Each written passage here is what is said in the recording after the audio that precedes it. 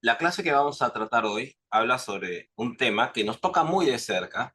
¿Y saben por qué? Porque tiene que ver mucho con las formas sociales en las que nosotros establecemos nuestras relaciones en el contexto latinoamericano. Esto es bien, esto es algo que hemos heredado, obviamente con el correr de los siglos ha tomado diferentes formas.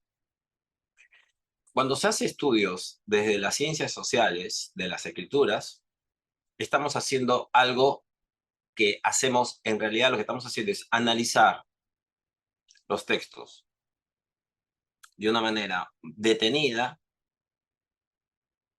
observadora, metodológica, y en la que hacemos esto, miren, se dice explicitamos patrones, concepciones, prácticas que no siempre las tenemos a nivel consciente, es decir, las hacemos, las seguimos, porque formamos parte de un mundo, de una sociedad, el que tiene sus pautas sociales. Por ejemplo, ¿cómo debe de estar vestida una persona que va a enseñar, que va a dar una clase? ¿Vieron? ¿Cómo debe de vestirse un hombre o una mujer? ¿Cuál es el tono de voz en el que nos debemos de dirigir cuando queremos decir algo dulce? ¿Y cuál es el tono de voz que debemos de usar cuando hablamos algo enfáticamente? Eh, ¿Cómo debe de ser la organización de una iglesia? Ya hemos hablado de esto otras veces, ¿verdad? Es decir, por ejemplo, una observación que siempre hago es que eh, nosotros por siglos estamos teniendo el mismo formato de iglesia. Eh, y si uno describiría, por ejemplo, cómo es una iglesia evangélica, eh, ¿cómo es? A ver, ¿cómo describirían eh, con imágenes, cómo describirían la iglesia? A ver, ¿quién lo puede comentar? ¿Quién lo puede describir?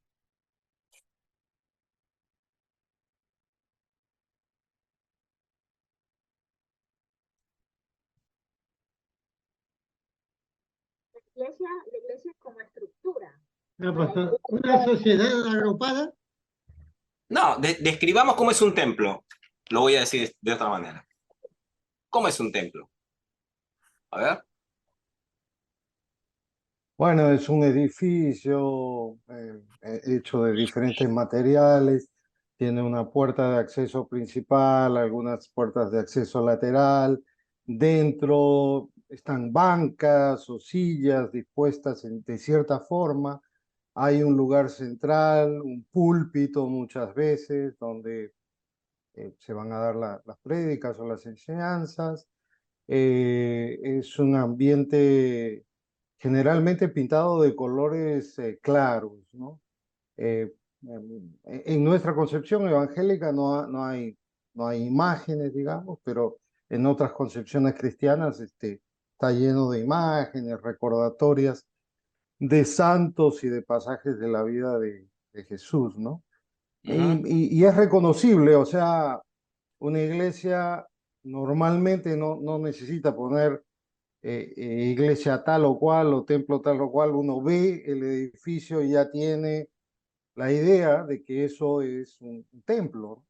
En cualquier país del mundo, inclusive. ¿Cómo se describe el interior de un templo? ¿Cómo es un templo, más o menos? Me estoy yendo un poquito de tema, pero es para hacer un ejercicio donde estamos analizando algo obvio que no lo es. Espacio abierto, Jael este, Álvarez López, no sé si es tu nombre, o estás con un nombre de otro, pero hablando más, hermana, porque si estás esperando que te digan que alce la mano, vas a perder. Estamos conversando. Vieron que estamos en una clase, en un café, tomándonos un café, conversando, y nadie dice, ¿puedo hablar? Sí, sí, ese es mi nombre, Jael. Ujú, Bueno, pues casi siempre tienen lo que es la distribución como el atrio, ¿no? El lugar donde llegan todos, ahí están. Luego entramos a lo que pues se conociera como el lugar ya santo, ¿no? Donde están todas las personas sentadas y la parte donde en algunos templos hay plataformas, o sea, está un poco elevado el nivel para estar el púlpito, para poder tener mejor visión, lo que se conocería como el lugar santísimo. Yo creo que generalmente esa es la distribución de los templos, ¿no? El lugar, el atrio, el lugar santo y el lugar santísimo. Así está distribuido. Ujú. Algunos tienen otra forma de distribuir dentro del templo, tienen todos atrio, lugar santísimo y eso en sus iglesias, así lo llaman. Mm. Bueno, Lo llamamos hermano, diferente, pero es casi lo mismo. Ok. Bueno, en nuestro Bueno, caso hablamos de auditorio, ¿no? Tenemos un ajá. auditorio donde pues, está organizado de cierta manera, con una plataforma, las sillas. Es tipo auditorio y hablamos de auditorio convencidos que la iglesia es cada creyente. Entonces, así manejamos aquí. Ahora, fíjense, es cierto, tenemos esa concepción, pero sin embargo, las iglesias tienen una construcción, una edificación y una forma de organizar como espacio físico que también comunica qué qué es ella. Porque hay una cuestión que es muy importante, que ya desde hace décadas se viene estudiando y se tiene ya como un hecho, y es que los medios, escúcheme, los medios son parte de los contenidos. A veces se dice, a veces se divide, esto es algo sumamente importante, ¿eh? Se divide teoría y práctica, como si fueran dos hechos totalmente diferentes, pero no lo son. Entonces, las prácticas, la teoría es una práctica. Escúcheme, la teoría ya es una práctica y las prácticas reflejan concepciones, a veces teorías, no siempre explicitadas. Es decir, mire, vamos a cocinar un plato de comida cualquiera. Hay personas que son en casa, que son excelentes cocineros, pero jamás han escrito una receta de cómo cocinar la comida que hacen. Y si vos le preguntás, ¿cómo es la comida? Bueno, no, pero ¿cómo es? Se van a dar cuenta que posiblemente van a saltear 1 millón de pasos que vos como observador o observadora sí tomas en cuenta. Por ejemplo, ¿la cocina es industrial o es una cocina común? ¿O es un primus? ¿Se cocina al horno? ¿Se cocina al carbón? ¿Sale igual la comida cuando es así? No, pero para una persona que vive en un ambiente donde todos cocinan con comida al carbón, por ahí lo obvia porque cree o porque no se da cuenta que hay mucha gente en el mundo que no cocina así. Y lo mismo tiene que ver con los ingredientes que utiliza. Va un poquito de esto, no, pero ¿cuánto es un poquito? Eh, así, pero ¿cuánto será eso? Porque yo, cuando quiero comunicarlo en un libro, yo no puedo decir, pongan así, y cómo haría. Si quiero, por ejemplo, yo desde el contexto en el que estoy, compartirle a Cristian cómo cocino yo el risotto de langostino. O voy a hacer algún plato más común peruano, un lomo saltado. ¿Qué carne utiliza? Entonces ayer estábamos comiendo lomo saltado porque acá en la iglesia se nos va una hermana muy amada, venezolana, pero que le gusta la comida peruana, y los hermanos que viven acá en el templo y que son peruanos, y que ella se ha hecho amante de la comida peruana, le dije, te voy a hacer un lomo saltado. Bueno, estábamos comiendo y mi esposa, que es argentina, le pregunta, qué carne es? ¿Qué corte de carne es? ¿No? Que para la cultura argentina es muy familiarizado, tienen los cortes, los distintos cortes de carne. ¿Eh? Pero uno dice, no, carne, dijo otro. Se fue a la carnicería y agarró y dijo, dame ese. Y se lo agarró y lo trajo y lo hizo, ¿vieron? Entonces, ¿por qué uno distingue los cortes de carne y otros no? Cuando yo hablo de peruano, ¿no? Pero pues, esto pasa con diferentes culturas. Pero, por ejemplo, mi paladar peruano es diferente al paladar argentino. ¿Vieron? Entonces, yo estoy comiendo algo y yo puedo reconocer algunos condimentos. Y cuando estoy sentado en la mesa con mi familia, cuando voy a Perú, mis sobrinos y todo, La comida, por ejemplo, o las conversaciones pueden ser, ¿cuáles son los condimentos? Entonces, estamos hablando, fíjense, de prácticas sociales que no son individuales, son en común, porque es toda una sociedad que está familiarizada por ejemplo, a darle importancia a un elemento que es la comida, y que no come cualquier cosa, sino que está familiarizada a comer de una manera. Entonces, ¿qué pasa? Viaja a otro país donde te agarra un bistec a la plancha, le dan vuelta a la plancha, agarran un tomate crudo, toc, toc, toc, toc, toc, toc, toc, y te lo ponen ahí con tres hojitas de algo, y le parece un manjar. Entonces al que viene de afuera le parece que rica la carne, pero al ratito ya comienzas a extrañar tu cuerpo, comienzas a extrañar las sazones y la complejidad en la que se cocina. Entonces uno dice, ¿por qué se cocina así, asá? Por un millón de factores, no lo sabíamos, nunca nos detuvimos a pensar. Por la cultura ancestral y todo, sí, está bien, pero alguien te puede decir también, decir, ¿sabes qué pasa? Es que yo soy mi esposa, ¿no? Docente en educación especial y soy vicedirectora de una escuela grande que es para personas con discapacidades. Salgo a las 7:30 de la mañana y vuelvo a las 6 de la tarde. ¿En qué momento yo me pongo a preparar un plato que va a tardar 2 horas en preparación? Entonces, los factores económicos, los factores de las perspectivas de qué es ser hombre y qué es ser mujer, eh, van a influir muchísimo en cómo se come, en qué se considera rico, quién debe de cocinar, cuáles son los pasos para cocinar, inclusive en la toma de conciencia. Una persona que aprendió a cocinar, como volviendo a la primera ilustración, desde muy temprana edad cocina y ya tiene todos los condimentos y ya sabe más o menos porque lo intuye, pero no se ha sentado a decir paso uno, paso dos. Es lo mismo cocinar en un wok que hacerlo en una olla cualquiera, en una olla con teflón, que una olla de metal. No, pero las costumbres, el mercado, y digo el mercado en términos generales, es decir, uno sale y consigue ciertos tipos de ollas, ciertos tipos de sartenes, de acuerdo a la cultura en la que forma parte, el tipo de comida que se consume, porque están relacionadas. Vas a otro contexto, a otro país, y no vas a encontrar lo mismo. Cualquier persona de Lima, o de Quito, o de Bogotá, o de Santiago de Chile, cuando quiere cocinar un plato de otro país, se encuentra con que sale ahora sí a un mercado, a un supermercado, lo que fuere, y no va a encontrar un montón de condimentos. Y dice, no, acá no hay, está bien, pero la pregunta que hay que hacer es, ¿por qué no hay? Porque no forma parte de la comida, de la cultura. Bueno, eh, entonces, ¿podemos saber cocinar muy bien? Hay veces no. Entonces, de repente, el hermano está cocinando para su familia, que son 4, pero invita a un grupo grande de la iglesia y tiene para cocinar para 30. Y ahí empieza el dolor de cabeza. Ah, yo no sé cocinar para 30. ¿En qué cambia cocinar para 4 de cocinar para 30? Dígame, ¿me pueden ayudar los cocineros de acá? Las cantidades de elementos. El tamaño de las ollas, el tiempo de cocción. ¿Qué pasa? Uno está habituado y hace siempre, cocina siempre para 4, y uno ya tiene al ojo, hace cosas.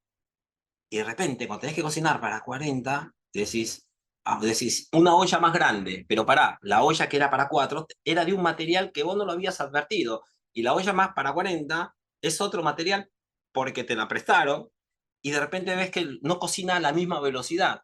La cocina que estabas usando cocinaba una olla chiquita con cierto hervor, rápido. Para 30 requiere más tiempo, y te das cuenta que quizás en vez de fritarse la carne con la que vas a hacer el lomo saltado, se sancocha, porque hay mucho vapor, porque la olla es alta. Entonces uno necesita del método.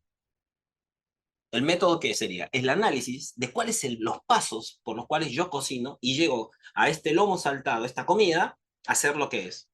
Sea que cociné para 2 o sea que cociné para 30. En el método yo percibo, claro, no puedo poner la misma olla, no puedo poner no puedo usar la misma cocina, el mismo hervor, no puedo usar la misma cantidad de ingredientes, pero no basta con decir, bueno, si antes ponía para 4 así, ahora para 30 te agarro y tiro así. No, o sea, voy a calcular, necesitaría calcular de otra manera.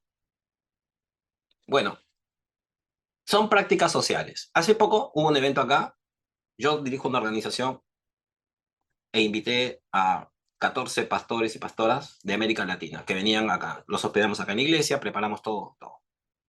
Iban a comer acá. Vamos a hablar de patronazgo, por eso estoy hablando de estos ejemplos. Entonces, ¿qué hacen?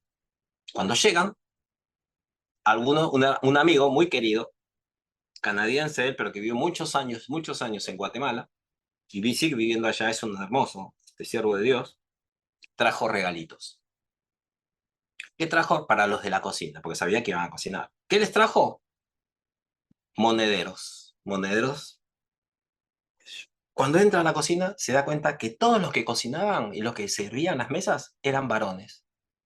Y él dice, me mataste.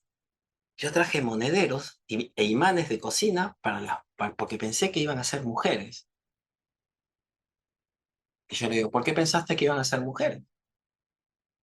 Y se dio cuenta que mi pregunta no era la pregunta porque quería saber, porque yo ignoraba su respuesta. Era para ver qué iba a decir él. Entonces se ríe conmigo y me dice, es verdad. Es que lo que pasa es que todas las experiencias que he tenido, encuentro y cosas así, le piden a mujeres que cocinen y que sean las que sirvan, las que atiendan en las casas. Porque en la concepción que hay, las mujeres son las que tienen que hacer eso.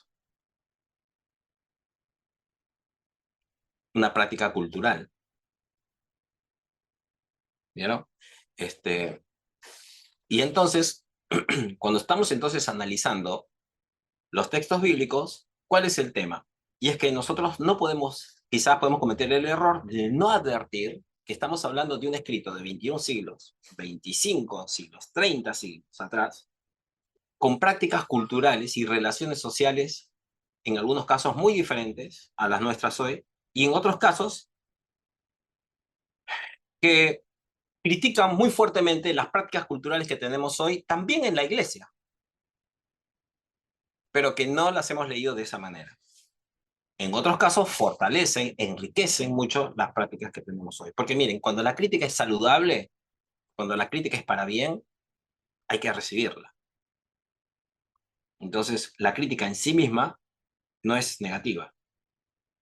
Yo sé que se habla a veces eso, de que la crítica, el hermano crítica. No, no, no, no, criticón, qué sé yo. No, no. La crítica es la capacidad humana que tenemos para discernir, para analizar lo que estamos haciendo, lo que vivimos, las relaciones que componemos y que construimos. En la década de los 70s y 80s, aquí en Argentina, al principio, usar barba era ser comunista. Te veían con barba en la calle y te metían preso. Así. Está Jonathan ahí, ya lo tendríamos que ir a visitar a la cárcel. Creo que Juan Manuel anda por ahí también. No sé si estoy viendo bien la sombra, ¿ves? Debe ser cubano. Claro. El corte de cabello debía ser cortito o largo. Bueno, acá en Argentina se sigue usando el cabello muy largo. Es muy varonil usar cabello largo. La herencia española, la herencia italiana, la herencia árabe de los países musulmanes, que tiene acá muy fuerte, se atan el cabello y se lo atan atrás. Entonces, encontrás pastores, predicadores, músicos, artistas, políticos, que vos vas a ver el ministerio que con traje todo así, y el cabello así y una cola. Y uno dice, pero los hombres tienen que usar el cabello corto. ¿Desde cuándo? Entonces, cuando nosotros estandarizamos un tipo de relación social y la queremos universalizar, porque así tiene que ser en todos lados, cometemos el error de luego, al leer el texto bíblico, de no advertir que quizás hay pautas culturales que se dan en las escrituras que no requieren ser universales ni eternas. Y lo que tenemos que hacer es no mirar lo externo para usar una ilustración, sino ir a lo que está atrás de eso, a las cosas que son más esenciales. Ese es el trabajo del estudio bíblico. No repetir de paporreta las cosas que están puestas en el texto, sino advertir también las pautas culturales que allí se dan. Y al mismo tiempo, luego, advertir cuáles son las pautas culturales, las pautas sociales con las que hoy nosotros nos movemos, nos manejamos, y preguntarnos si cuando decimos que algo es bíblico es porque estamos repitiendo simplemente, trasplantando algo, o porque estamos haciendo producto de un ejercicio de interpretación, entendiendo que la palabra de Dios requiere interpretación. Porque ya misma, la misma palabra de Dios es un texto interpretado. Escúcheme, no es que uno tiene el texto bíblico y uno lo tiene que interpretar, no. El texto bíblico, de eso trata esta clase, este curso, el mismo texto bíblico es un producto social. Uno dice, entonces no es divino. Sí, sí, sí, sí, sí. Pero lo divino no viene exento de lo social. No podríamos conocer a Dios si no fuera por las pautas sociales, por las construcciones sociales, por el tipo de relación social que tenemos. Gracias a eso, Dios nos creó como seres culturales. Por eso Génesis capítulo 1 habla, ¿no?, de subjugar la tierra, de multiplicados, de crear cultura, porque los seres humanos somos seres culturales. Entonces, cuando se escribe la Biblia, se escribe también como un acto cultural. No es entonces que es cultura versus esto. Esto ya lo hemos hablado, ¿no? Yo creo que esto lo tenemos medianamente claro, ¿no? Entonces, la iglesia, en la disposición que tiene la iglesia, el templo, es una construcción social también, cultural, que dice algo. ¿Por qué todas las iglesias tienen bancos o sillas que están mirando para adelante y una persona, ¿por qué hay un atrio o una persona hablando adelante? ¿Por qué tiene que, no estoy, ahora, cuando yo pregunto por qué, los que están en ese espacio autoritario donde dicen, no hay que decir por qué, porque sí, porque Dios no quiere, bueno, quiero decir algo, hermano, no se asuste, es que hay que hacerlo. No vamos a amar a Dios sin porqués. Lo que vamos a hacer es robotitos que repetimos cosas. Entonces, fíjense, esta es una iglesia, este es un templo. Tenía más imágenes, pues está hecha todo con sillones. Es circular. Y toda la gente que viene se sienta en sillones. Trae café, té, se come mientras se está dando el estudio bíblico. Los chicos juegan. Ahí en el piso hay gomas, acá le decimos, y largas, paneles de goma, de colores, y los niños ahí sentados entre los sillones o atrás, los más chiquitos, están sentados y están jugando, y se están riendo fuerte, mientras que otra persona está hablando o predicando.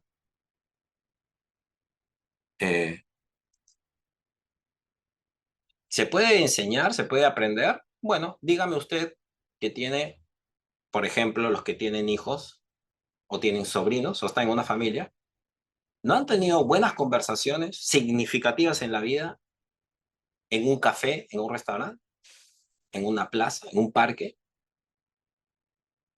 ¿No han tenido estudios o momentos de lectura en un micro? Yo, por ejemplo, soy fanático de leer en el micro, en el ómnibus, en el camión, no sé cómo lo llaman en cada país. A mí me encanta, a mí el ruido de bocina afuera me concentra. Yo estoy en una oficina silencio y me cuesta. Estoy en el tren o estoy en el colectivo y las mejores lecturas las he tenido con ruido alrededor.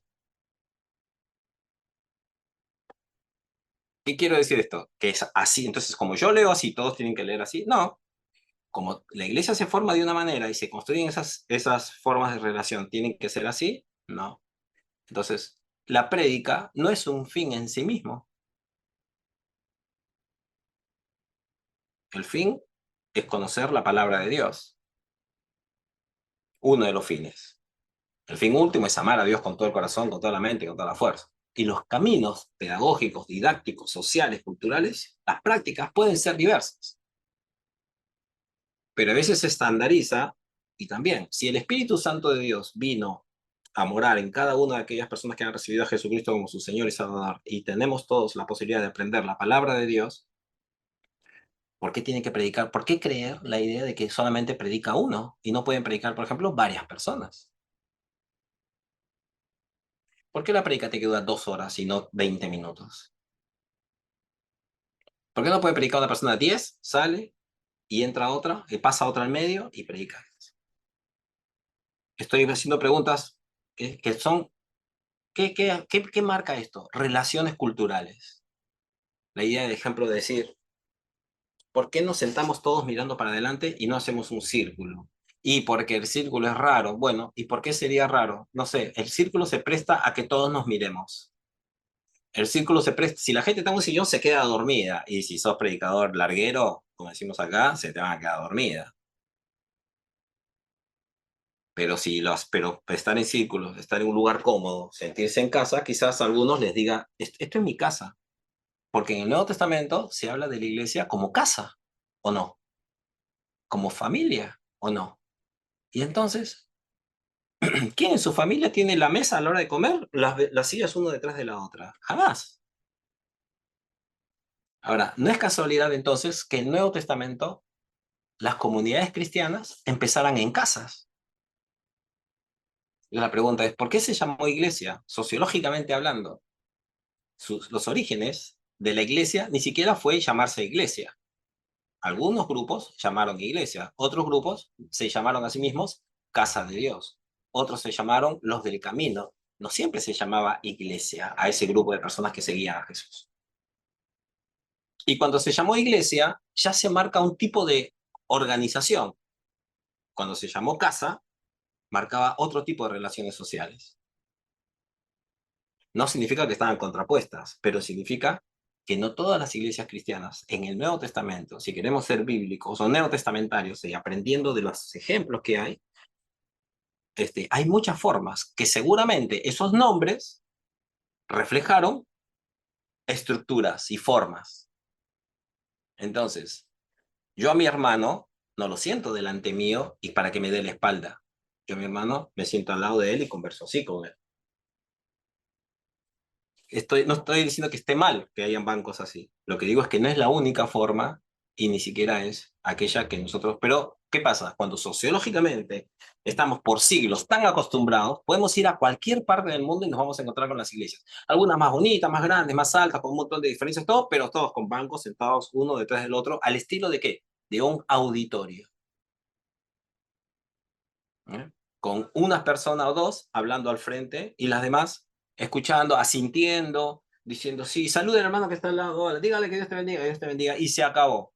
Por más cosa que se diga. Después, toda la persona que tiene al frente.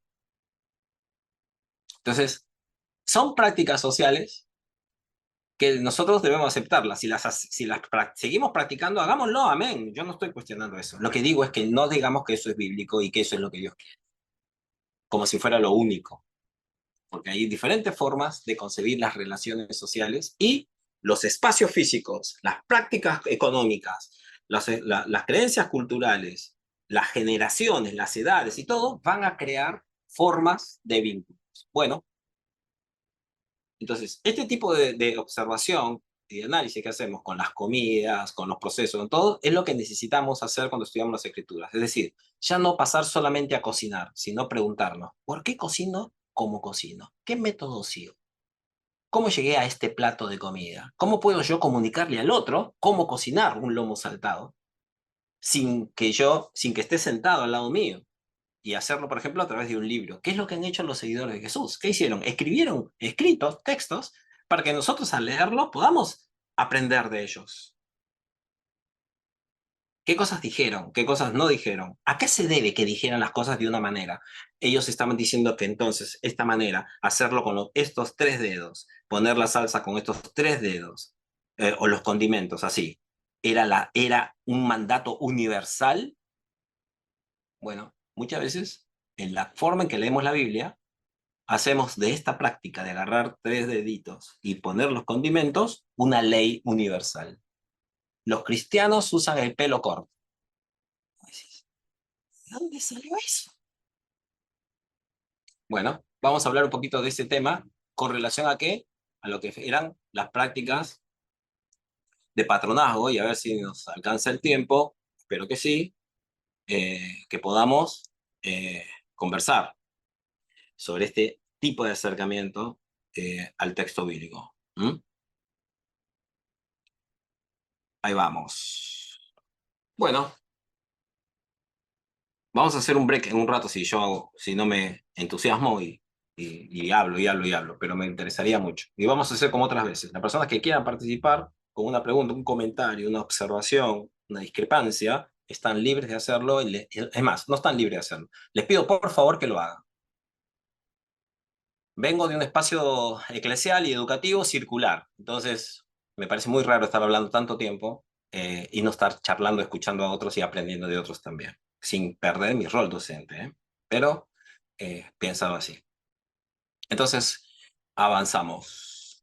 Entonces, la realidad de las grandes diferencias sociales y materiales entre los distintos estratos de la población llevó al surgimiento del patronato. Ahora, esto no es que sí o sí se tiene que terminar en el patronato. ¿Conocemos patrones en nuestros pueblos o en nuestras culturas? ¿Qué será un santo patrón, por ejemplo? ¿A qué nos referimos con un santo patrón? Cuando nosotros no, quizás lo tenemos, somos evangélicos o algunos dirán. Pero cuando se dice en un pueblo que un santo es patrono, ¿a qué Mm, se refiere? Profesor, disculpe, buenos días a Hola, todos. Leslie. ¿A qué? Eh, bueno, Decime, a ver. en nuestras comunidades, vamos a decir así, por ejemplo, yo pertenezco a Huaraz, ¿no? Huaraz, Ancash, y aquí hay mucho de eso, ¿no? Un patrón Ujú. es una imagen venerada por el pueblo, ¿no? Y en honor a eso ellos hacen fiestas, hacen comidas, todo está dedicado en honor a esa imagen. Y bueno, Ajá. lo dedican de repente una semana y ahí entra también pues lo que es la borrachera, ¿no? Y Bueno, mucha. esos son ya todos, sí, Ah, pero no bueno, está, como no está relacionado con el patronato, sino es la forma como se Claro, celebra. Pero hablando exacto. del patronato. Bueno, Bueno, el gracias. Y patronato, entonces, sí. ¿y el patronato entonces en qué consistiría? Bueno, o sea, estás describiendo lo que se hace, lo que hay. Pero ¿por qué se le dice patrón o patrona?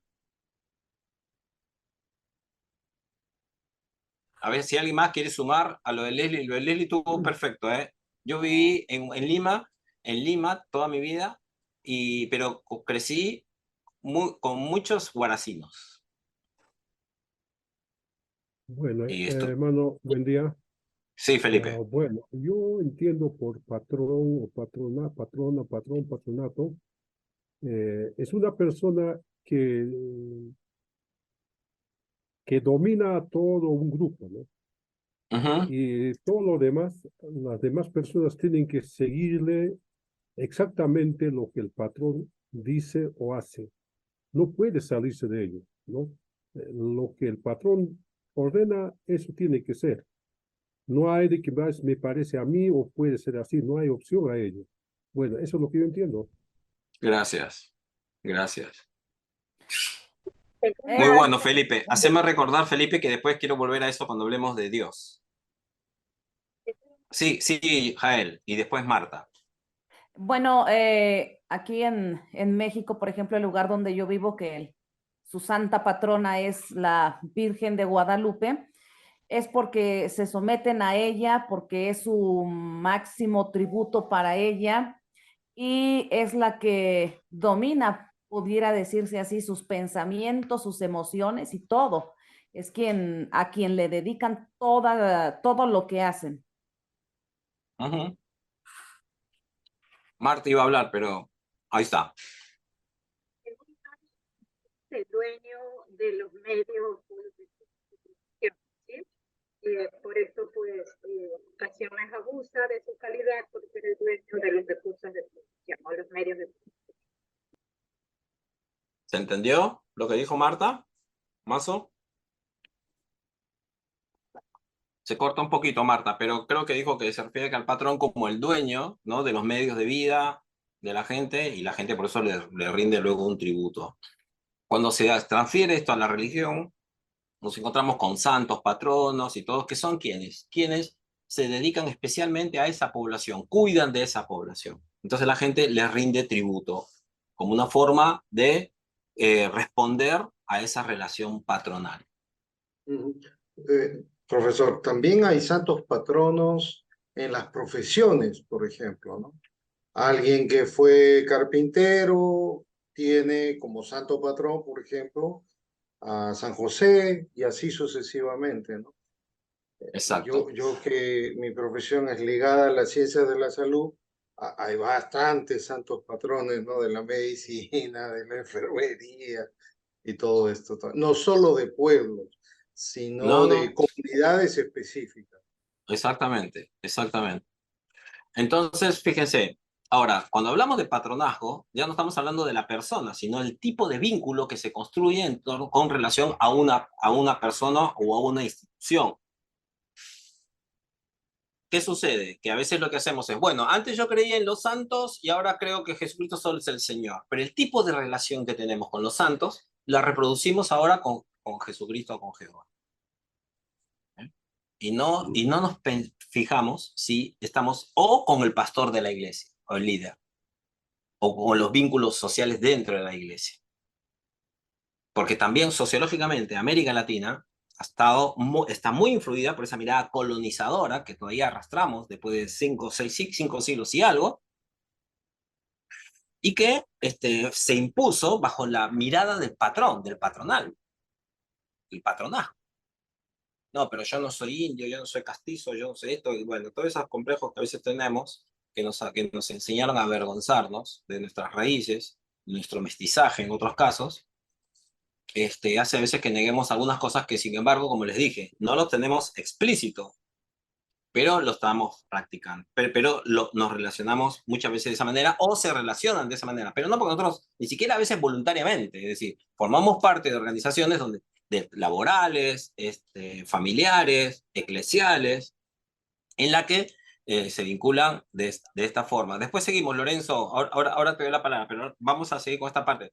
Entonces, la realidad de las grandes diferencias sociales y materiales entre los distintos estratos de la población, en algunos casos llevó al surgimiento del patronato, en la cual encontraron protección individuos carentes de medios. Por eso buscan un patrón. O habilidades para mantener su posición o medio de vida. Es decir, ¿cómo yo subsisto en esta sociedad? ¿Cómo podían vivir en tiempos de Abraham o en tiempos de los reyes? ¿Cómo se podían construir las relaciones sociales en tiempos de Jesús? Bueno, muchos recurrieron a este tipo de vínculo, que era el patronato, y que está muy presente en el Nuevo Testamento. Hay algo que es algo muy importante. Las relaciones sociales forman parte de nuestra vida, nosotros las construimos códigos, construimos mandamientos, tenemos prácticas que están establecidas y que a veces, para no analizarlas, algunos simplemente dicen, esto es bíblico. ¿Eh? Yo creo que más respetuoso sería decir, porque yo quiero, a estarle echando la culpa a Dios o a la Biblia de las prácticas que uno quiere tener. Uno dice, a veces dice bíblico para salir. O porque siempre se ha hecho así. Entonces, se establecen diferentes tipos de vínculos. No todas las sociedades se mueven de forma con criterios o con estructuras patronales. Ahora vamos a ver si vemos algunos vestigios, vamos a ver que el Nuevo Testamento hace así. Eso es uno. Segundo, en el Antiguo Testamento la organización social pasa de ser tribal, fíjense, acuérdense, empieza así, con pequeñas tribus, familias, el libro de Jueces, se habla ya de tribus más grandes, más organizadas, con líderes, que los llaman, la traducción castellana que tenemos son jueces o líderes de la población. Pero fíjense, cuando el pueblo de Israel viene, algunos, no todos, les aseguro que no todos, sino que algunos vienen a Samuel y le piden que tengamos un rey, Samuel se indigna. ¿Por qué? Porque dice, esto va a requerir, va a traer una organización social muy diferente. ¿Vieron? No es algo neutral las relaciones sociales y cómo se construyen. No es que no afectan la fe. Claro que van a afectar la fe. Eh, entonces, Samuel se siente tocado. Esto está en 1 Samuel 8. ¿Alguien lo quiere leer? 1 Samuel 8, los versículos 4 en adelante. ¿Alguno se anima?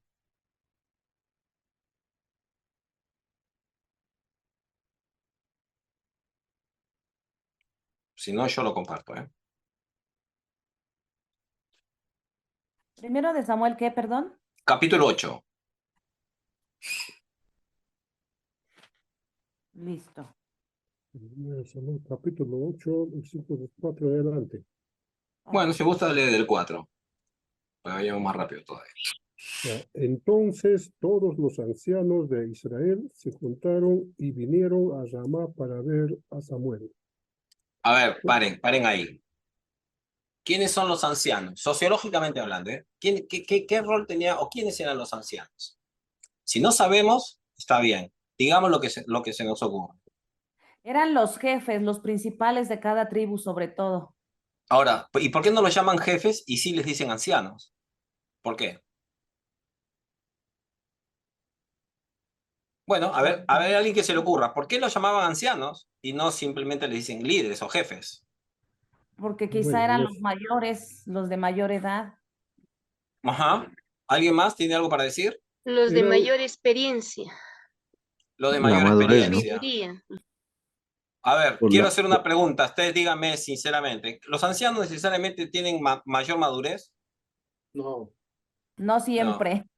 no, definitivo. Ser Ok. anciano no significa ser sabio, significa Ok. ser viejo, simplemente. Ahora, biológicamente, cronológicamente, haber vivido muchas cosas, pero nosotros como cristianos evangélicos sabemos bien que es la obra del Espíritu Santo, el seguir a Dios y así una serie de cosas lo que hace la sabiduría, no la vida por la vida. Entonces, ahí Jael no está muy de acuerdo. Bueno, está bien, pero fíjense, ¿vieron? Es una pregunta que no siempre, o que la necesitamos hacer, o que tenemos la opinión, y que está bueno saberlo. Ahora, pero la organización social, fíjense, cuando dice los ancianos, entonces, no dice que sean los líderes, los alcaldes, los presidentes, los políticos, no, no. La organización social, que se refleja en 1 Samuel, está basada en clanes y los llaman ancianos porque son los mayores de las familias, son los patriarcas. No dice ancianas, por ejemplo. Cualquiera de nosotros en la práctica acá sabe perfectamente que hay veces, que muchas veces, o que se da a la par, que hay a mujeres ancianas más sabias que el esposo que es anciano también y viceversa, que no se trata de ser hombre o mujer.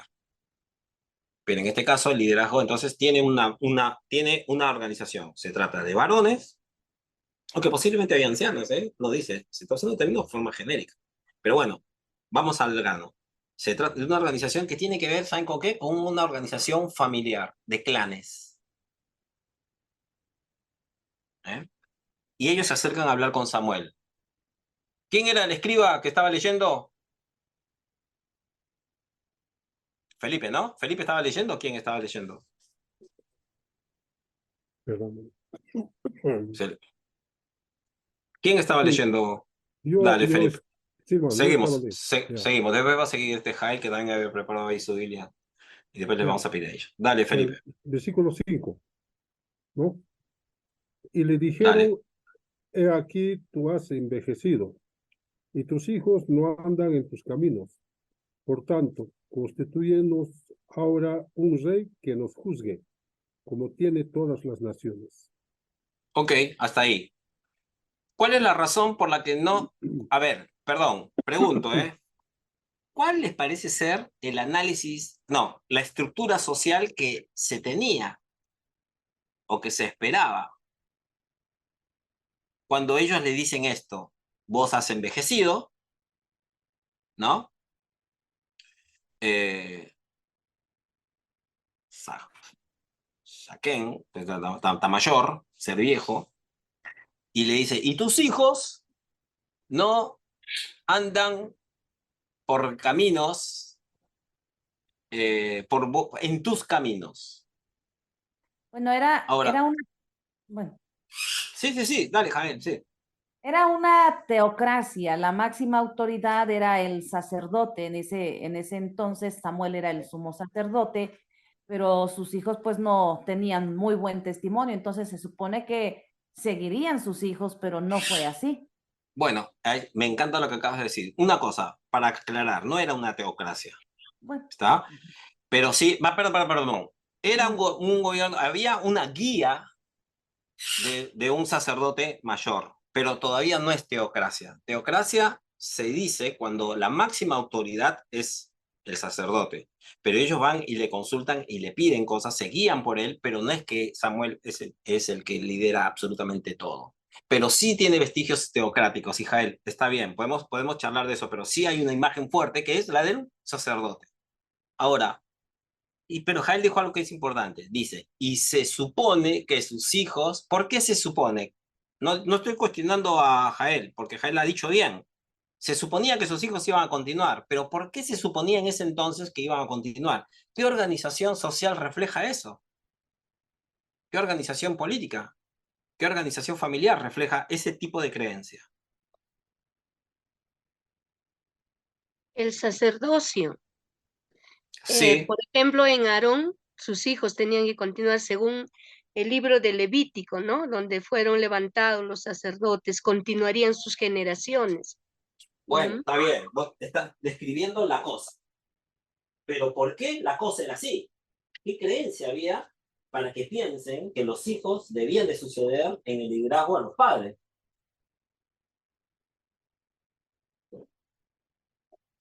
¿Me estoy explicando bien o estoy diciendo cualquier cosa? No, yo no estoy preparando un té.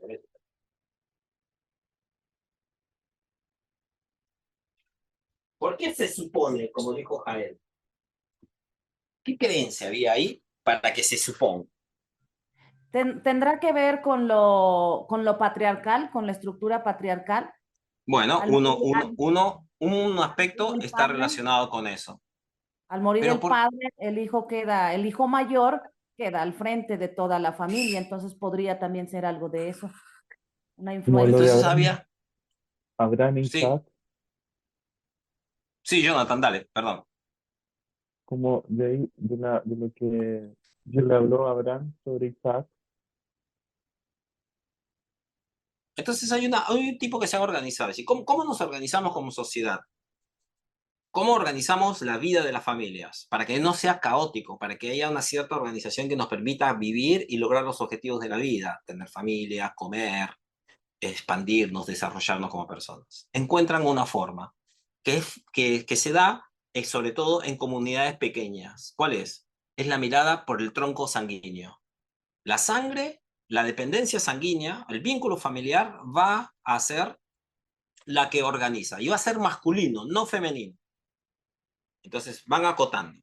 Entonces se supone, esa es la enorme diferencia con los profetas. Y va a ser catastróficamente, para bien, diferente en el Nuevo Testamento con Jesús, que ni siquiera era casado, ni siquiera tenía hijos. O sea, Jesús va a romper totalmente con eso. ¿Pero qué era? La idea era de que el derecho lo tenía la organización, lo tenía el sucesor. ¿Cómo sigue? Cuando muere uno, envejece un líder del pueblo que es el que organiza, el que al final, porque no siempre podemos tomar todas las decisiones juntos, y hay cosas que hay que decirlas rápido, y a veces alguien tiene que decir la última palabra. Esto no es la única forma, ¿eh? Ni siquiera es la más dominante, ni siquiera es la más importante. En el Nuevo Testamento va a cambiar mucho eso. Por eso que Jesús no elige un papa, elige a 12 apóstoles. Es un colegio, es un liderazgo colegiado. Y las iglesias cristianas en los primeros siglos también se van a organizar así. Después algunos de sus seguidores van a volver al patriarcado con un pastor que manda todo y el resto hace lo que ellos digan, con legitimaciones teológicas, ¿no? El ungido, todas imágenes del Antiguo Testamento, no del Nuevo.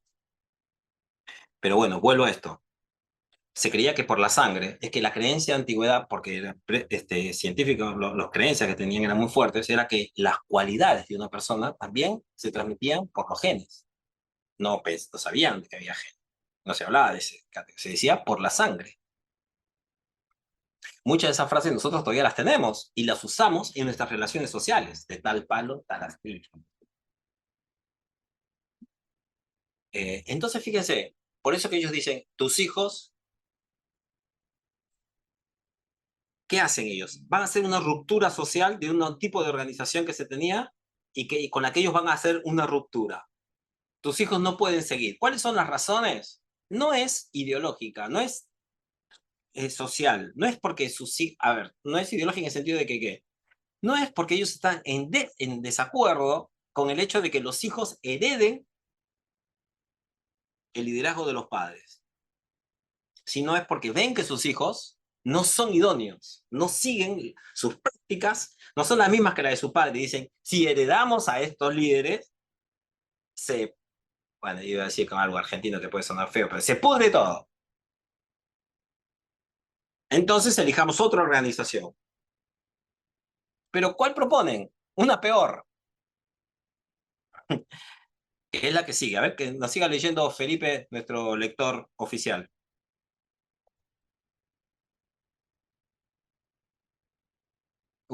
Felipe, estás con el micrófono apagado. Mira, ahí te puse para que lo puedas encender.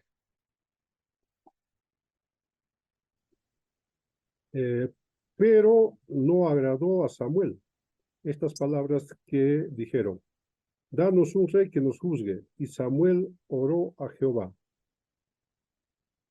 Continúa. ya seguimos, sí. Y dijo Jehová a Samuel: oye la voz del pueblo en todo lo que te digan, porque no te han desechado a ti, sino a mí me han desechado, para que no reines sobre ellos. Gracias, Conforme a hasta ahí. todas... Hasta ahí, un segundito nada más. Ahora, fíjense cómo se puede jugar con esto y hay que entenderlo. Miren, ellos quieren un rey, pero ¿qué función tiene que tener el rey? ¿Qué verbo se utiliza ahí? Que lo tradujo la Reina Valera, lo utiliza todavía una traducción para referirse a Que nos juzgue, dice. que no juzgue. Pero ¿quiénes juzgaban antes? Jueces, los jueces. Los jueces, los shafat, los shafatín, Los jueces. los jueces. Pero ahora usan otro término. Dicen, pero ahora dame un rey, pero quiero que ese rey siga teniendo la función de juzgar. No quiero un rey que reine, quiero un rey que juzgue, que haga la función que haga las otras funciones. Eso es lo que ellos le piden. ¿Me explico? Entonces, utilizan un rol porque ya no quieren tener muchos jueces así dispersos, sino que ahora quieren tener una figura que concentre el poder en todo el pueblo, para que los organice. Pero sin con la embargo, misma función. con funciones semejantes a los que tenían los otros, en donde los ancianos opinan, donde la población... Y entonces Samuel, que tiene visión espiritual y también social, porque si no, no va a decir esto, les dice, no va a suceder eso, Señor. No va a suceder eso. Acá va a haber un cambio social muy importante que va a marcar las reglas, las normas de vida, la forma de convivencia. Y miren el texto, lo que va a decir. Porque la fe de Israel, la fe del Nuevo Testamento luego, está basada en la ética social, está basada en la espiritualidad, tiene que ver con las relaciones sociales, no es una espiritualidad que no tiene nada que ver con lo político, con lo sociológico, con todo. Se expresa, se vive, se aprende, se desarrolla en las relaciones sociales. Y entonces, por eso Dios le dicen, me han desechado a mí como rey, pero con un rey, ¿qué? ¿Qué tipo de rey era Jesús? El rey tipo juez. No el rey tipo el Carlos de Inglaterra. O el Carlos que sufrimos nosotros los latinoamericanos de España. Entonces, es interesante ver que el término Melech describe, sin embargo, todavía una concepción diferente, política y socialmente hablando, de relaciones. Por lo menos así parece jugarse acá. Entonces uno dice, entonces las relaciones sociales tienen que ver con la fe. Sí, claro que sí, claro que sí. Entonces, decirse, por ejemplo, pastor o decirse siervo de Dios, sierva de Dios, y actuar como un patrón, hay algo que no está bien. Yo no puedo ser, si digo que soy siervo y soy el mandón, hay algo que no está bien. No concuerda. Entonces, en las escrituras, no debemos de confundir que el uso de términos que son semejantes a los que nosotros usamos hoy, no debemos de creer que significan lo mismo. Entonces, cuando Apocalipsis va a decir Rey de Reyes y Señor de Señores, es un hebraísmo en realidad. No necesariamente significa, Él es más rey que los reyes. Entonces, si los otros reyes son ricos, Jesús es más rico. Si los otros reyes son verticalistas en sus órdenes, Jesús es más mandón todavía. Y que lo único que espera de nosotros, por ejemplo, es obediencia, porque Él es el super patrón. ¿Por qué pensamos así? Porque estamos transportando concepciones de patronazgo determinados, de base a ciertas experiencias, y la estamos aplicando a Jesús. Pero el texto bíblico y los textos del Antiguo Testamento hablan de esa manera. Bueno, le vamos a pedir a Felipe que nos describa qué es lo que él advierte cuando ellos eligen a un rey, y cuando ese rey asuma ese rol conforme a la imagen de los otros reyes de los pueblos, ¿qué es lo que va a hacer con el pueblo? ¿Lo puedes leer, Felipe? Yo mientras tanto me preparo mi té de manzanilla. Ya, el versículo 8, ¿no? Ay, Deseado sí. que no reine sobre ella.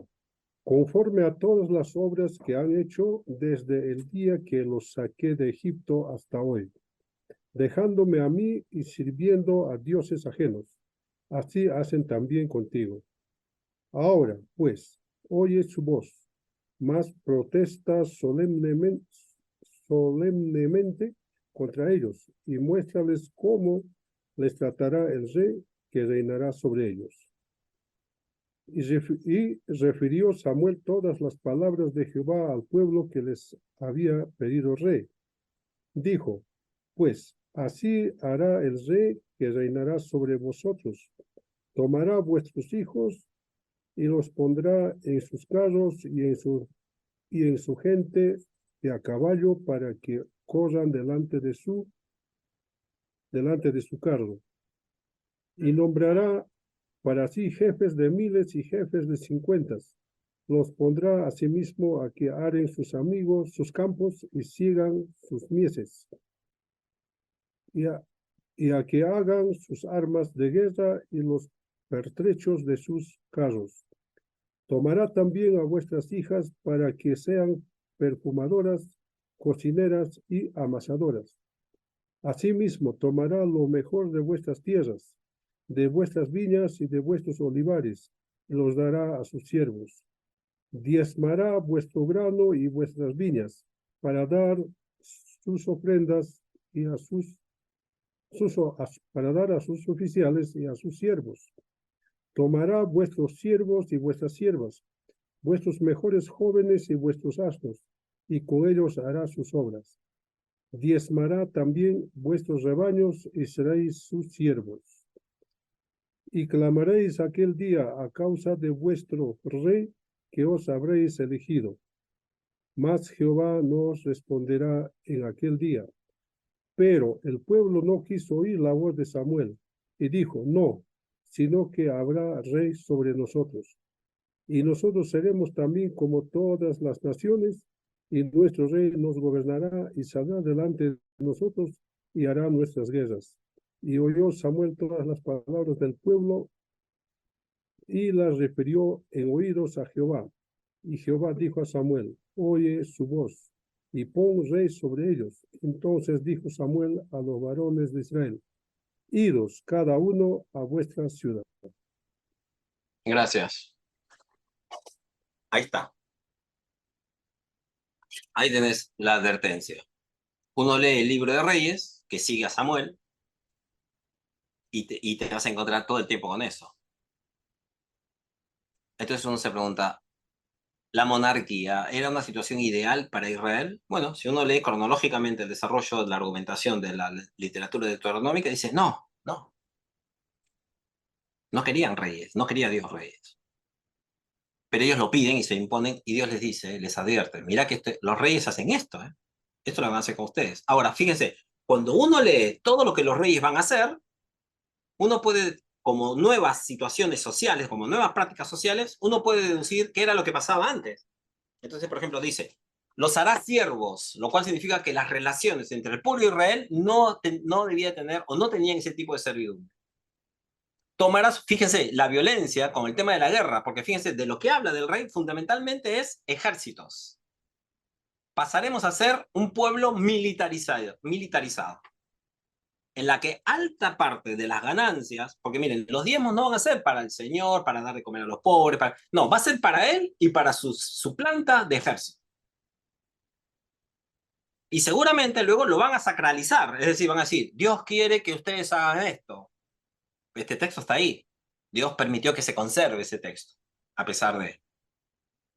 Y entonces hay un cambio sociológico. Israel no empieza siendo una monarquía, ni siquiera es la imagen principal que tiene Israel. Es interesante. Y la monarquía trae consigo todo un sistema de relaciones sociales, de patrones, de siervos, de quienes tienen poder, quienes se trabajan solamente para eso. Fíjese la ilustración, y las mujeres serán sus doncellas. ¿Sabe qué significa? Sus amantes, sus concubinas, sus siervas, sus esclavas. Si no, decime cómo es que Moisés... ¿Cuántas esposas tuvo el amigo Salomón? 300 esposas, Ujú. 700 concubinas. Mira cómo sabe dejar la Biblia, ¿eh? 300 esposas. ¿Y David? ¿Quién ganaba? ¿David o Salomón? A David se le registran menos, son como 6 o 7. No, más tenía No, David. no, sí, más. Ya con tener dos es un dolor de cabeza, pero no estoy hablando acá de forma machista, ¿eh? Lo que digo es que es un David, problema social por la forma David. como se denigra a las mujeres, ¿no? Pero fíjense que cuando se describe las esposas de Salomón, ahora todo el mundo habla de la sabiduría de Salomón. Todo el mundo habla de ese texto, pero escúchame, ¿qué sabio puede tener 300 mujeres y 700 concubinas? Ahora pensemos sociológicamente. No lo hacemos nosotros porque a veces estamos tan metidos con el texto bíblico, como preparar la comida, que lo hacemos de memoria, que no damos cuenta que el que está al lado nos está mirando y diciendo, che, pero vos hablás de Salomón, del rey, de la sabiduría y todo. Este tipo tenía 300 mujeres, 700 concubinas. ¿Qué tipo de hombre, qué tipo de persona era él? ¿Cómo criaba a sus hijos? Un No, él me... polígamo. ¿No? Sí, no, un polígamo, un polígamo. Mira, Polígamo puede ser 2, 3, pero 300 estamos hablando. Las alianzas que hizo, y bueno. Y después, para colmo, le echan la culpa a las mujeres, y las mujeres apartaron a Salomón. Como si ellas hubieran dicho, ay, yo me quiero casar con vos, quiero ser la 296. La esposa 296. tendría tantos hijos que no los conocía a sus hijos. Pero seguro. Ahora, decime vos cómo crece un hijo cuyo padre no lo conoce. ¿Vieron? Ahora, el texto bíblico tiene como virtud que nos da estos datos sociológicos, no los esconde. Mm, mm. Porque si quisiera ocultar los pecados de las figuras importantes, no menciona estas cosas, pero las menciona. Después la predicación los oculta. ¿Cómo lo oculta? Hablando todo el tiempo de la sabiduría de Salomón, por un hecho solamente, que después tampoco cumplió porque el resto de su vida fue un desastre con relación a esa que pidió sabiduría para gobernar y después hizo lo que se le cantó la gana. Hizo un desastre. Porque yo Por cuando tenía eso, 17... Sí. por eso, profesor, cuando uno conversa con un musulmán, el musulmán dice, oye, yo no puedo creer en lo que dice la Biblia, porque la Biblia habla de guerras, habla de asesinatos, habla de estas cosas reñidas contra la moral, hijas acostándose con sus padres, violaciones. Y el musulmán lo dice claramente. Yo no sé si ustedes han tenido contacto con musulmanes, yo sí lo he tenido y mucho. Y ellos dicen, ¿cómo pueden llamar ustedes los cristianos a este libro santo? Y Bueno, decir que ahora, su Dios es pero santo. es importante, porque el texto bíblico no dice hagan lo que ellos hicieron. La predicación evangélica hace eso, esa es la macana. Nos Ahí paramos al frente está. del púlpito y predicamos mal. No se lee sociológicamente los textos, no se lee culturalmente. Entonces, ¿qué hace? Se describen prácticas, se cuenta hechos y se toma como ejemplos. No, no, no. Ujú. Que una persona diga que Jesús se bajaba de la cama y el primer pie que ponía abajo era el pie izquierdo, no significa que los cristianos tenemos que bajar de la cama poniendo el pie izquierdo.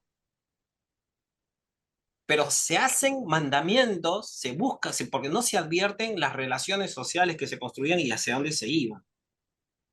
Entonces, fíjense, en textos como este es que uno comienza a advertir estas cosas. ¿Cuál es? Es que el texto bíblico mismo nos habla nos exige hacer análisis sociológico de las relaciones culturales del texto, porque uno aprende no solamente de los aciertos. Es más, en la vida, si ustedes ya son mayores, les debe pasar que uno aprende muchísimo de los errores que uno mismo comete. Cuando uno tiene la vocación de ponerlos, ¿no?, en reflexión, de ponerlos en la mano de Dios y de oír a otros para crecer. Bueno, esa es la moraleja que le estoy dando. Pero hablando del análisis sociológico, es sumamente importante. Entonces, aquí hay algo que se tiene que ver. ¿Cómo debe de ser un rey para tener 300 mujeres? Bueno, te lo está diciendo Samuel, que se lo dijo Dios. Los va a tomar, les va a imponer prácticas, va a tomar a sus hijas. Fíjense, el verbo la caja ahí es fuerte. Él va a tomar, no es que le va a preguntar, Señor, mire, yo estoy conociendo a su hija, quisiera pasar un tiempo de amistad, vamos a poner en oración. No, no, Señor, no, el rey no hacía eso. Le gusta a la mujer y lo refleja bien la historia de David. Le gusta a la mujer, es su general y lo manda a matar y se queda con ella. Claro, después llora y todo, pero no llora por la muerte de Tigo, llora porque su nene ha muerto. Y entonces se predica, ¿viste? Sí, porque cuando la voluntad, uno ora, que Señor, porque murió el hijo. Yo no estoy diciendo que el hijo murió por esa razón, ni que no cualquier muerte de un hijo no es sumamente dolorosa. Pero no, lo que hacemos a veces es dulcificar las historias bíblicas, tapamos los grandes problemas y el riesgo, ¿saben cuál es? Reproducirlos. Entonces, abusos de poder. Fíjense lo que dice. Los diezmos, ¿a dónde van a ir? Les advierte y le dice. Los diezmos se lo van a quedar ellos y se lo van a repartir entre sus... Porque no era el fin de los diezmos ese. El fin de los diezmos era ayudar al pobre, ayudar al huérfano, compartir con aquellos que oficiaban como sacerdotes porque no habían heredado tierra. Pero no era para comprarse autos, para comprar palacios, porque eso lo ve Samuel como un problema. Van a hacer palacios con los diezmos, ¿eh? ¿Y quién crees que va a vivir en los palacios? ¿Vos? No, papá, va a vivir el rey.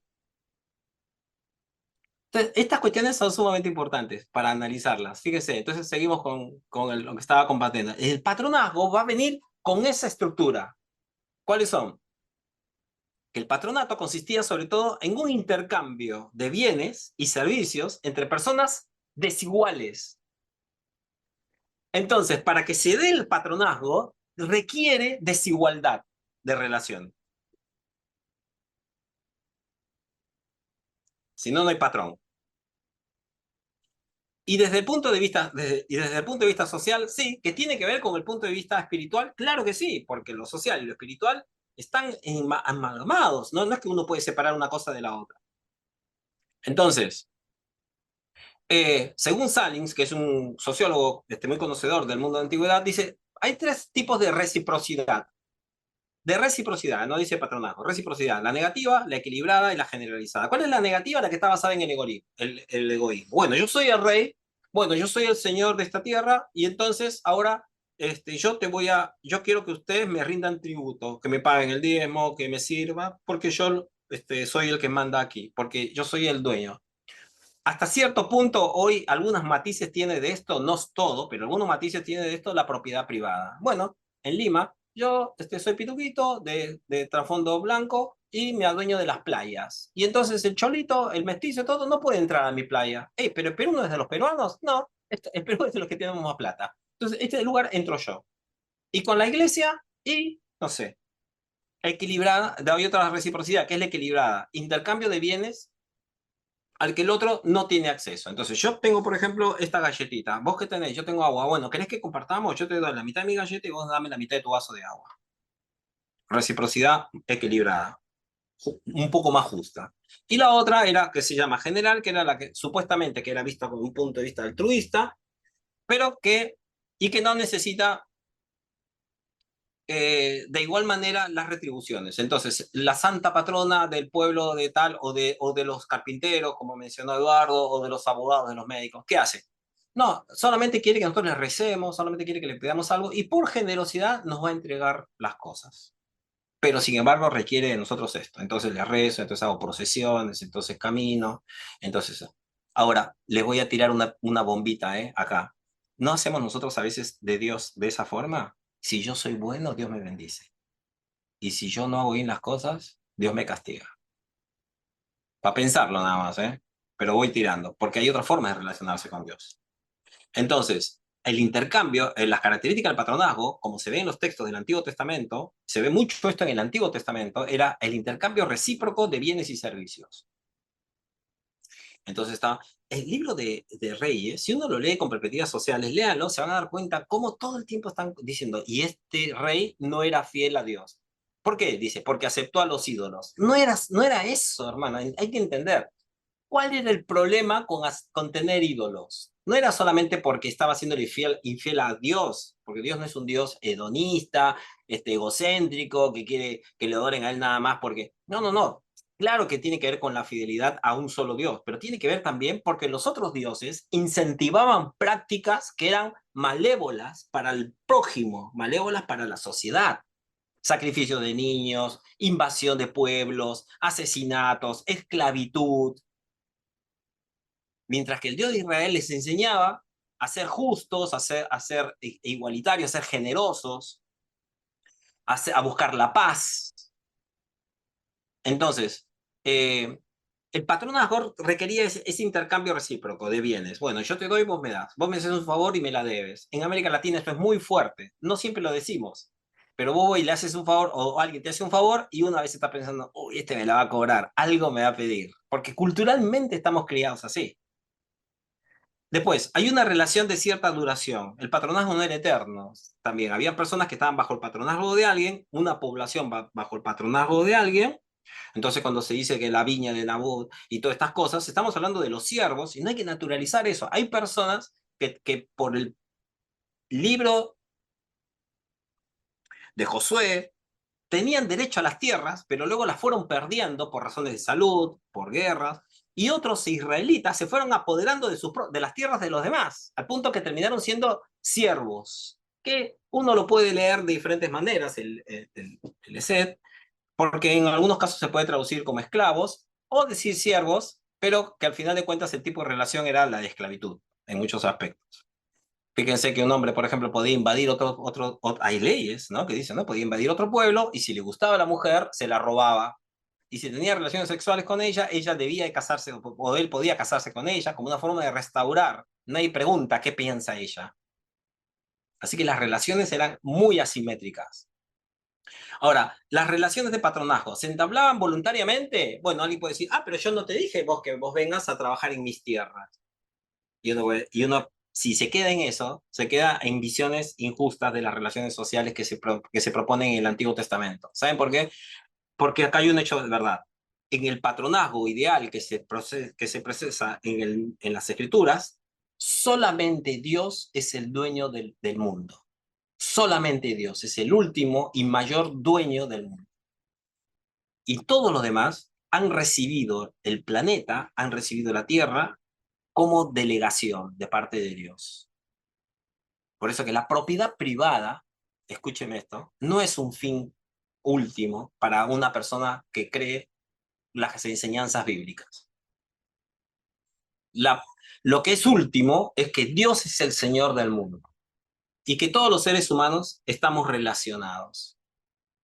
Ahora, ¿se puede tener propiedades privadas? Sí, pero no de tal manera que afecten las libertades y los derechos de los demás. Y eso incluye la vida, la economía de la iglesia y un montón de cosas así, que debe dar testimonio de un patronazgo donde Dios es el superior. Y ahora, ¿qué tipo de patronazgo desarrolla Dios? Porque no es como la de los patrones del mundo. Y eso es algo que vamos a hablar. Entonces, ¿qué pasaba? Nos vamos a encontrar con muchos casos de siervos que iban, por ejemplo, el caso de Ruth, el caso de Noemí, que van a un familiar y trabajan para él, y él que va a ser su patrón, y que ellas le van a hacer servicios, donde una mujer no podía heredar, por ejemplo, tierras, y luego ¿qué tiene que hacer? Se tiene que ofrecer sexualmente para ver si la acepta como una concubina o como una esposa más dentro de otras, y uno piensa ahí, porque a las mujeres en aquella época les gustaba estar casadas, ser 3, 4 esposas con un solo marido. ¿De dónde salimos? Sacamos eso. No, porque seguramente estaban acostumbradas. Y sí, el esclavo se acostumbra a la esclavitud, pero no significa que eso sea bueno. Entonces, las relaciones de patronazgo no requieren, aun cuando las personas digan, no, pero está bien que me paguen 20 centavos por hora de trabajo cuando el dueño tiene $50,000 guardando para sí, porque yo es lo que yo acordé. No, va a depender de las relaciones sociales, de cómo se dan. Entonces, el patronazgo se daba entre conquistadores, entre propietarios, entre gente dueña, enriquecida, militarmente poderosa, y los modos de subsistencia del resto de la población que no tenía forma de subsistir si no era aceptando que un hombre o un señor fuera el líder, el dueño de todas esas propiedades y trabajar para ellos. Observen luego, los animo y no lo dejen de hacer. Lean las parábolas de Jesús. Y vas a ver las críticas que hace Jesús al patronazgo. Relaciones extralegales, porque no todo era escrito, era mucho de palabra, era por costumbre, al punto que en el mundo mediterráneo, ya siglos después, filósofos como Aristóteles va a decir, es que hay personas que han nacido para gobernar y otros han nacido para ser gobernados. Así conquistaron América. Y así hay veces, con lenguaje teológico, hablamos en la iglesia. Pero ¿saben qué decimos? Que el Señor ha ungido a algunos para hacer ciertas labores y a otros no. Y entonces, ¿qué sucede? Curiosamente, esas labores a las que nunca unge a una persona de forma especial con triple, cuarta, quinta unción para limpiar el templo. De eso no encontramos. Curiosamente, siempre la triple, cuarta, quinta unción y todas esas cosas es para mandar. Curioso, ¿no? Es muy patronal. Pero la pregunta es si es bíblico. Entonces, ¿qué clases de ayuda se daban en las relaciones patronales? Uno era tierras. Entonces, uno era el propietario de las tierras. Los Antiguos Testamentos están llenos de historias ahí, de así. Y los siervos venían y trabajaban para ellos. El rey, en este caso, David, luego Salomón, y luego todos los reyes de Judá y del norte de Israel, son propietarios de las tierras y los siervos trabajan para ellos. Un día a David se le antoja hacer un censo porque quiere saber cuántos soldados tiene porque va a hacer una guerra, qué sé yo, y le complica la vida a todo el mundo y hace un censo famoso porque quiere saber cuántos hombres tiene para la guerra porque ya confía mucho en él. Y la gente, ¿por qué le obedece? Porque él viene a ser dueño de las tierras, porque se apodera de ellos. Dinero, préstamos. Por eso en Israel dice el Antiguo Testamento, va a romper con esto y dice, no le cobrarás intereses a tu hermano. ¿Se acuerdan de esos textos? Están en Levítico. No le cobrarás impuestos. Otro texto que dice, no tendrás pobres entre ustedes. ¿Se acuerdan de esos textos? Están ahí en la Biblia. Apoyo en problemas legales. Colaboración en alimentos. Se esperaba que el patrón provea de alimentos. Ahora, esto de patronazgo no necesariamente es la relación ideal, pero ya una vez que se estableció, se comenzaron a generar este tipo de vínculos. Acceso a otros patrones. El patrono tiene acceso a los recursos que el cliente necesita y por eso se los provee.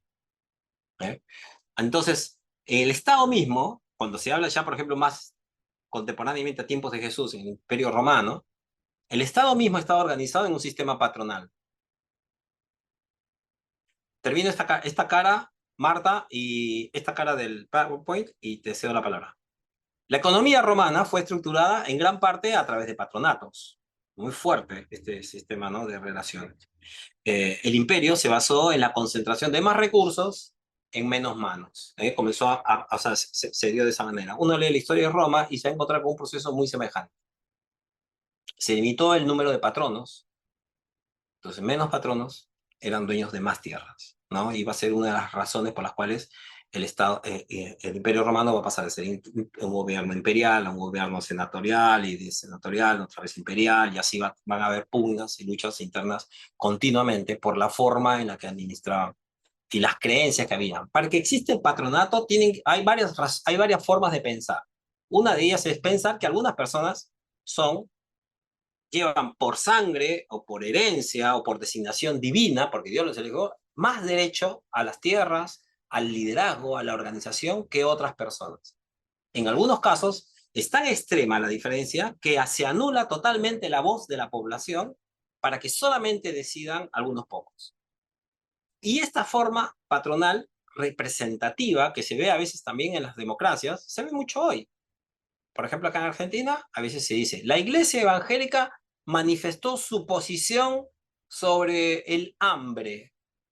Y yo a veces pregunto, y yo le pregunto a los hermanos de mi iglesia, che, ¿a vos te preguntaron? No, ¿a vos? No, ¿a vos no? A mí tampoco. ¿Y por qué dicen que la iglesia evangélica ha opinado? Ah, no, lo han hecho el consejo de pastores o de iglesias. Ah, pero ellos están hablando, pero a mí no me preguntaron nada. ¿No somos todos iglesia? Sí. Y entonces, ¿por qué no me preguntan a mí? Son sistemas democráticos que se da también en el gobierno. El Estado de Perú se manifiesta en contra de lo que está pasando o a favor de lo que está pasando en Israel, pero el sistema representativo es importante, pero ojo, no hay que absolutizarlo. Marta, vos querías hacer un comentario y después Edwin, perdón, que si enciende la cámara, pues podemos participar. Sí, quería puntualizar en dos cosas, ¿sí? Y también conocer sobre esas dos Mira, cosas. Marta, te hago una sugerencia tecnológica. Apaga tu cámara para que la memoria de tu celular tenga un poco más de espacio y pueda salir mejor la voz. En este caso hacemos la excepción por una cuestión tecnológica. A ver, Marta, ¿cómo sale ahora? Espero que me escuchen mejor.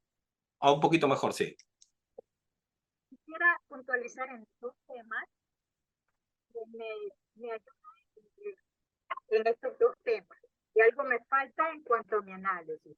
Primero, en el escenario de Egipto, en los tiempos de José de Egipto, cuando llegaron los tiempos de la escasez, José pidió a los egipcios sus propiedades cuando no tenían que otorgar a cambio de comida. Ya esto es una figura de patronato, se fue convirtiendo en una figura de patronato. Una. Dos, ¿existe algún registro? Esta es una pregunta mía. ¿Existe algún registro de un evento como este, tiempo antes del tiempo de José de Egipto? ¿O podríamos decir que fueron las primeras instancias de lo que significa el patronato? Gracias. Mira, el patronazgo no es que existió un día y a partir de ahí comenzó a relacionarse, ¿no? Y tampoco las relaciones asimétricas de poder empezaron un día determinado. Eso está con la historia de la humanidad. Pero como sistema cultural, ¿no? Se va organizando y es propio del mundo mediterráneo y se va dando en diferentes facetas y nosotros como cristianos lo heredamos porque el cristianismo a nosotros nos llega desde Occidente, no nos llega desde Oriente. Y no desde la forma, por lo menos como Jesús la enseña. Es decir, el patronazgo tiene muchos elementos que se van a ver todavía en el Nuevo Testamento, en cómo se relacionan los cristianos con Dios, a quien van a llamar el supremo patrón, y lo llaman Kyrios. Pero cuando uno ve cómo se desarrolla ese Kyrios, ¿no? Se entiende, ¿no? Señor, estoy jugando con la palabra griega, Kyrios, Señor. Uno dice, pero este Kyrios caminó entre nosotros, sanaba, nació en Belén, era pobre, lo matan. ¿Qué patrón es este? Entonces, definitivamente, lo que algunos hablan es que Jesús va a deconstruir la imagen de Kyrios que tiene el mundo para seguir hablando de un Kyrios, pero del servicio.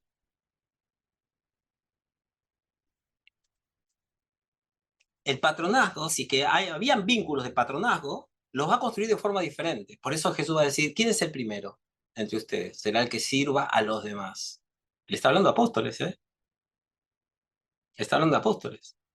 Por eso el gesto tan valioso de lavar los pies, que lo hacía ¿quién? Los esclavos. ¿Qué Kyrios hace eso? Ahora, ¿Jesús dejó de ser Kyrios porque lavó los pies? No, pero nos está diciendo que definitivamente él opta por esa ruta. ¿Cuál es? La de cambiar las relaciones sociales en el mundo. Ahora, los textos bíblicos no solamente enseñan de eso, sino que fueron compuestos con una mentalidad que se ve reflejada, donde se ven diferentes puntos de vista. El Antiguo Testamento sí tiene muchas más perspectivas patronales o verticalistas, etnocentristas, israelitocéntricas, pero Jesús va a romper con todo ello en el Nuevo Testamento. Entonces hay muchos elementos sociológicos que no se deben de hacer a un lado. y que están muy presentes en lo que luego va a ser la iglesia cristiana, que no es Israel. Y que muchos judíos, no digo los judíos, no se entienda, pero practicantes persiguen a la iglesia justamente por eso. Porque va a romper, Pablo pelea con Pedro por esa mirada que está relacionada, porque el patronal no solamente tiene que ver con las relaciones de arriba y abajo, sino tiene que ver en las razones por las cuales justificamos ese tipo de vínculo. ¿Por qué una persona tiene que ser patrón de la otra? Uno se va a hacer, ¿ve? El que está esclavizado ya no hace esa pregunta, porque le han dicho que preguntar está mal, porque el patrón impone. En Cristo Jesús surge la pregunta, por eso Jesús enseña en parábolas, Jesús no da predicaciones, fíjense, Jesús enseña en parábolas.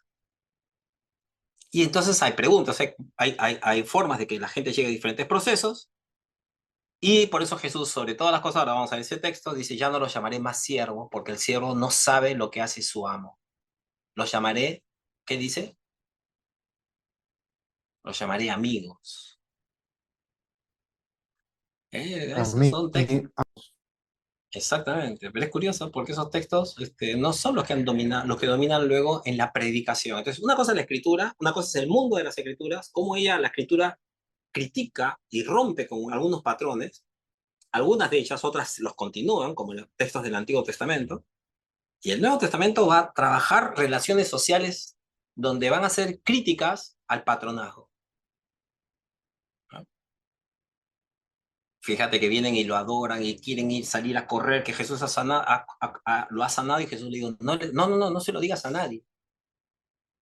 Y uno piensa que es porque él quería guardar un secreto, porque no lo quieren matar. No, tiene que ver también porque Jesús lo hace con una práctica de servicio.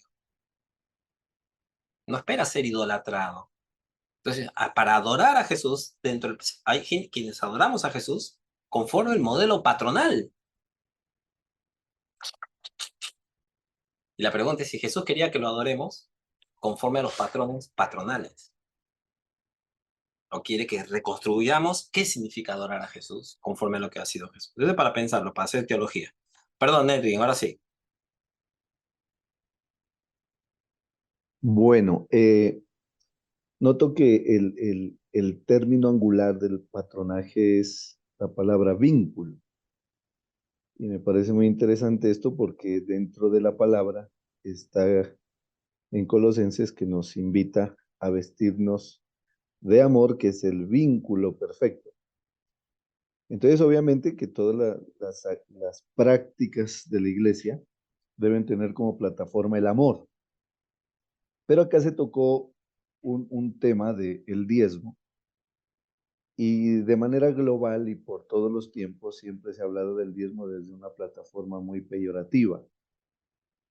Y pienso yo que si se está hablando de vínculo, la iglesia debería estudiar un poco más a fondo el tema del diezmo por varias razones. La primera, desde su origen bíblico, ¿no? Sabemos el contexto histórico y todo el tema, pero el origen bíblico, siendo respetuosos ahí con la regla fundamental de la hermenéutica, pues que convertirá la Biblia en su propio intérprete. Cuando aparece el diezmo, a mí me llama la atención el evento, el vínculo de la historia donde está Melquisedec, donde está Abraham, pero hay dos elementos que muchas veces se pasan por alto, que es el pan y el vino.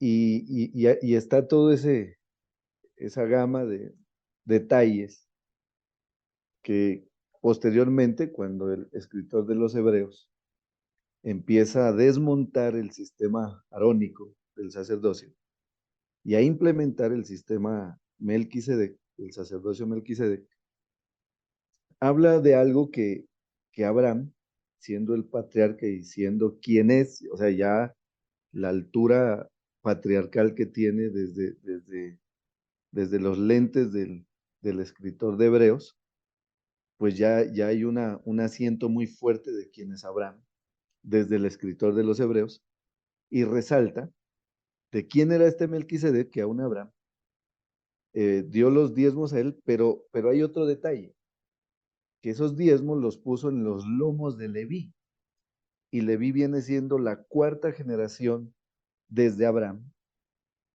Y la cuarta generación, pues queda demostrada que es una generación influyente. Entonces, en términos de macroeconomía y microeconomía, ¿qué incidencia tiene el estudiar el diezmo desde esa perspectiva, a sabiendas de que toda entidad debajo del sol tiene un presupuesto, ¿sí? Y hay formas de atraer ese presupuesto para poder lograr las actividades desde esta plataforma? El cristiano común y corriente y el juicioso se congrega más o menos 4 horas a la semana, pero se la pasa 8 horas diarias haciendo dinero. ¿Qué pasaría si hiciéramos lo contrario? Que nos la pasemos 4 horas diarias haciendo dinero y el resto de la semana en la iglesia. Entonces el sistema económico como está dado es muy absorbente. Y si nosotros le seguimos dando ese tinte peyorativo al tema del diezmo, ¿no será que estamos perdiendo la gran oportunidad de dar una respuesta económica desde la cosmovisión bíblica de cómo se debe manejar la economía de una manera adecuada, siendo la iglesia ese ejemplo de cómo se debe administrar el recurso, sabiendo de que el vínculo perfecto es el amor, donde el diezmo se empieza como a crecer. Yo veo que va como en creciendo y muestra de que el diezmo se convierte en una celebración. De hecho, toda la gente que recibe un salario se va a celebrar.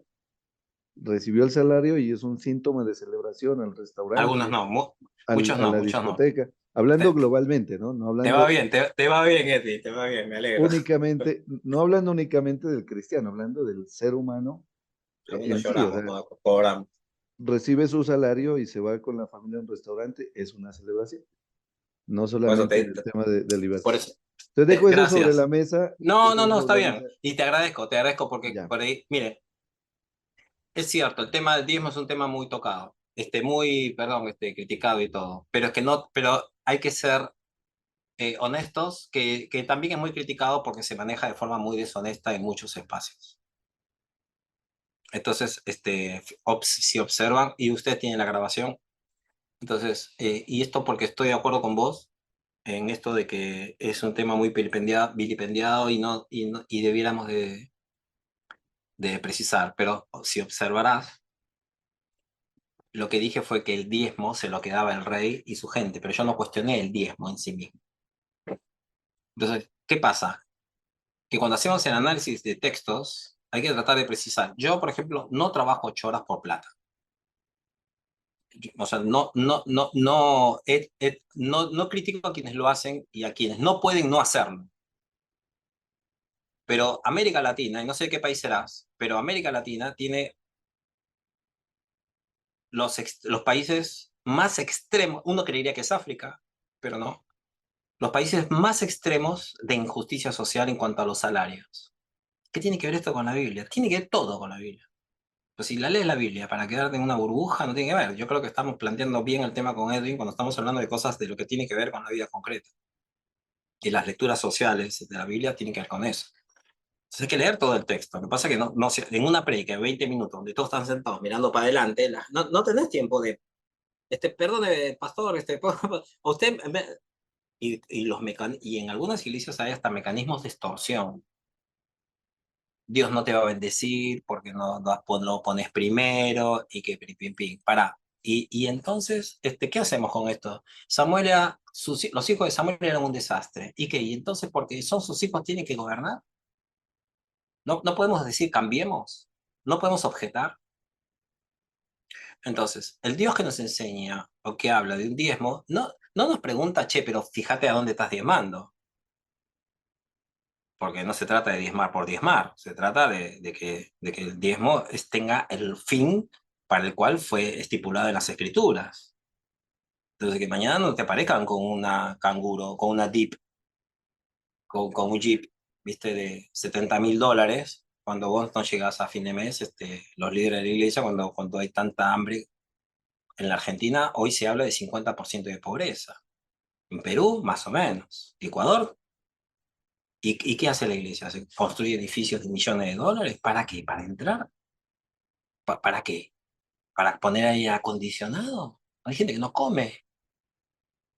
Yo no estoy en contra del diezmo, para nada.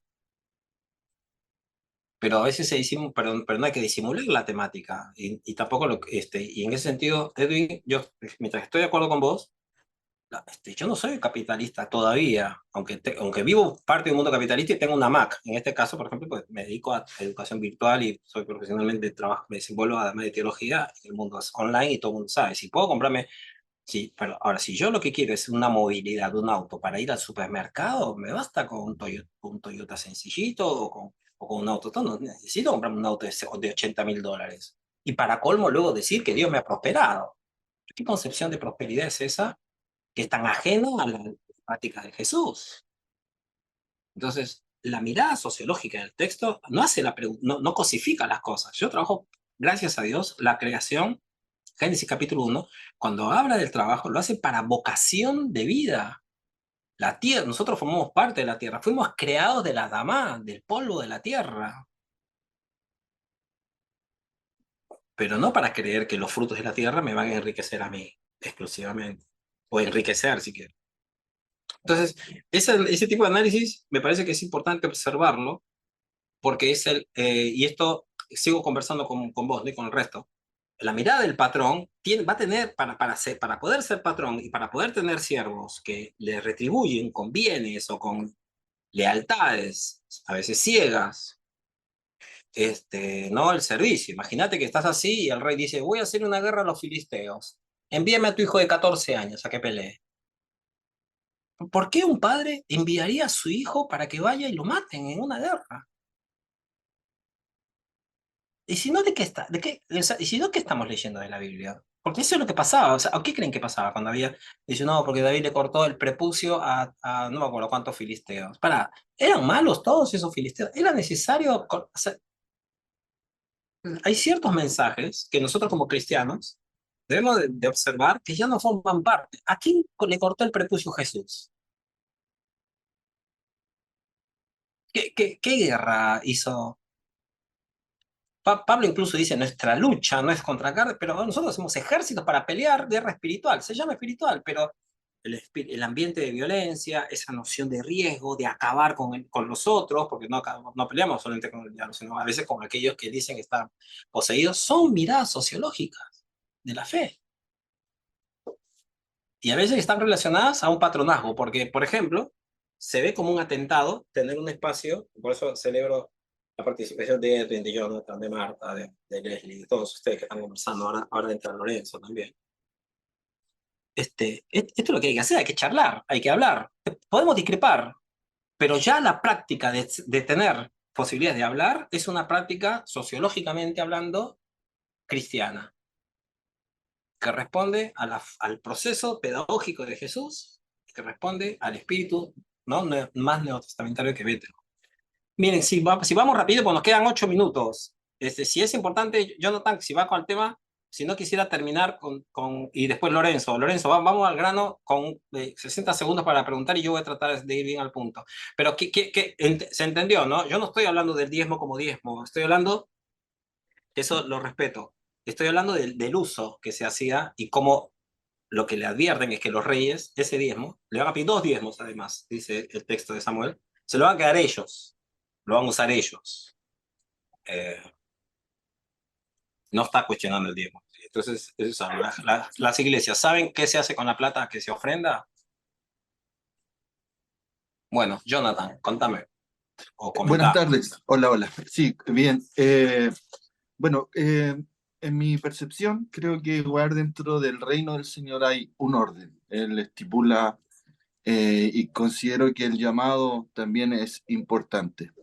Ahora, justamente usted tocó el tema de que Jesús vino a servir, no vino a ser servido. Pero en este tiempo ha pasado mucho, no sé si estará bien mi comentario al decirlo, que se ha producido una dinastía ministerial, donde muchas veces lo que le pasó a Samuel, quizás los hijos a veces no cumplen digamos, no están en obediencia y aún así se ponen al frente de algo y al final terminan dañando la congregación y muchas veces también viene el enseñorearse de esto. Entonces Jesús vino a a romper eso, vino a enseñarle a nosotros, a los que estén al frente, a que debemos servir. Pero sí considero que a mí me llama mucho la atención el que el Señor escogió, y de ahí me tomo, de que Él escogió a unos para que estuviesen al frente, para que hubiese un orden, porque bien lo decía, bueno, delante usted comentó algo, dijo, ¿por qué solamente uno predica? ¿Por qué no predican todos? Jesús vino y preparó a los discípulos, los preparó en un momento y después los envió. Y ahí creo que es un punto importante tocar, que cuando uno o alguien va a predicar, tiene que estar preparado, tiene que Bueno, tener un pero conocimiento. yo porque queda poco tiempo, pero mira, vos estás haciendo sinónimo de orden con verticalismo. Por ejemplo, mira mi biblioteca, ¿no? Para mí está ordenada. Viene otra persona y no lo entiende, porque por ahí cada quien tiene su desorden, dice, ¿no? Entonces, pero dentro de todas las cosas, a mí me llama la atención, y por eso, como biblista, yo les animo, lo mío es ayudarlos a que ustedes se hagan las preguntas, porque de esto consiste el método sociológico. La pregunta es, ¿dónde Jesús habla de orden? Esa es una interpretación teológica, pero pueden haber otras. Pregunto, ¿podemos coexistir personas que creemos, por ejemplo, que Jesús no llamó al orden? Por ejemplo, a veces dicen, no, porque Dios es un Dios de orden. ¿Qué salió de eso? Ahora, si supongamos que vos crees que es el orden, porque también estamos, no digo vos o Jonathan, no cualquiera, porque son de las personas que creen que la puntualidad, por ejemplo, es lo mejor que le sucede en el mundo y todas estas cosas. Estamos conscientes que si vamos a decir que tenemos 3.000 años, 4.000 años para los que no son, los que son creacionistas, ponele, que tenemos 5.000 años de historia, ¿desde cuándo existe el reloj?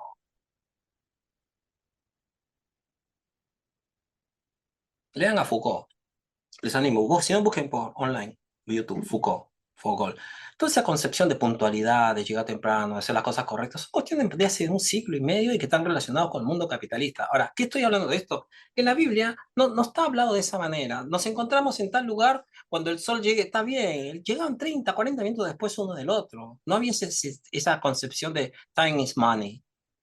Del tiempo es dinero, de productividad, de orden, de secuencia. Ahora, no significa, no todo orden, que haya orden, no significa que es el mismo orden. Entonces, o Jesús fue un gran actor, y cuando le pregunta a los discípulos, ¿quién dice la gente que soy yo? Sí, y cuando les pregunta, ¿y ustedes qué dicen? Jesús estaba mintiendo ahí, estaba haciéndose como el que no sabía, a ver que ellos le respondan lo que él ya quería escuchar, o él realmente quiere escuchar a los discípulos las opiniones que ellos tienen. Con esto, entonces, fíjense, las cosas en la teología y en el estudio de la Biblia no son blanco y negro. Y entonces hacemos mucho daño, podemos hacer mucho daño, como podemos hacer mucho bien, al observar el tipo de relación. Dios es un patrón. Dios se vincula con nosotros como patrón. Ese es el punto. Bueno, cuando uno observa la forma como se lee la Biblia, se le lee como un patrón, como si fuera él un patrón. Entonces dice, pero el patrón enseña en parábolas. Porque el patrón manda, el patrón no te explica las cosas. El patrón no respeta tus tiempos en la que vos vayas comprendiendo y vayas conociendo. El patrón no respeta la diversidad de puntos de vista sobre algunos aspectos complejos de la vida. Pero evidentemente Jesús en el Nuevo Testamento y la iglesia cristiana en el Nuevo Testamento reflejan un tipo de vínculos diferentes. Entonces, leer en clave patronal las escrituras nos puede llevar a distorsionar el poder del evangelio. Entonces, no es que yo quiero tener la razón en las conversaciones.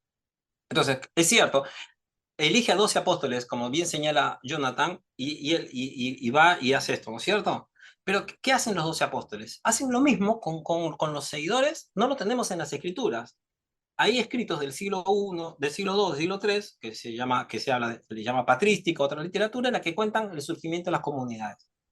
Y que hubo comunidades más verticalistas y hubo otras comunidades donde hablaban, por ejemplo, de colegios. Por eso que hoy, aunque las iglesias mayoritarias evangélicas hoy son las pentecostales y son algunas líneas carismáticas que tienen una organización más vertical, y a la cual yo respeto, no estoy diciendo que está mal, pero digo, ¿podemos coexistir con las presbiterianas? ¿Podemos con las iglesias y los hermanos libres, que tienen colegios de líderes, por ejemplo? Tú dices, no, porque no funcionan las cosas así.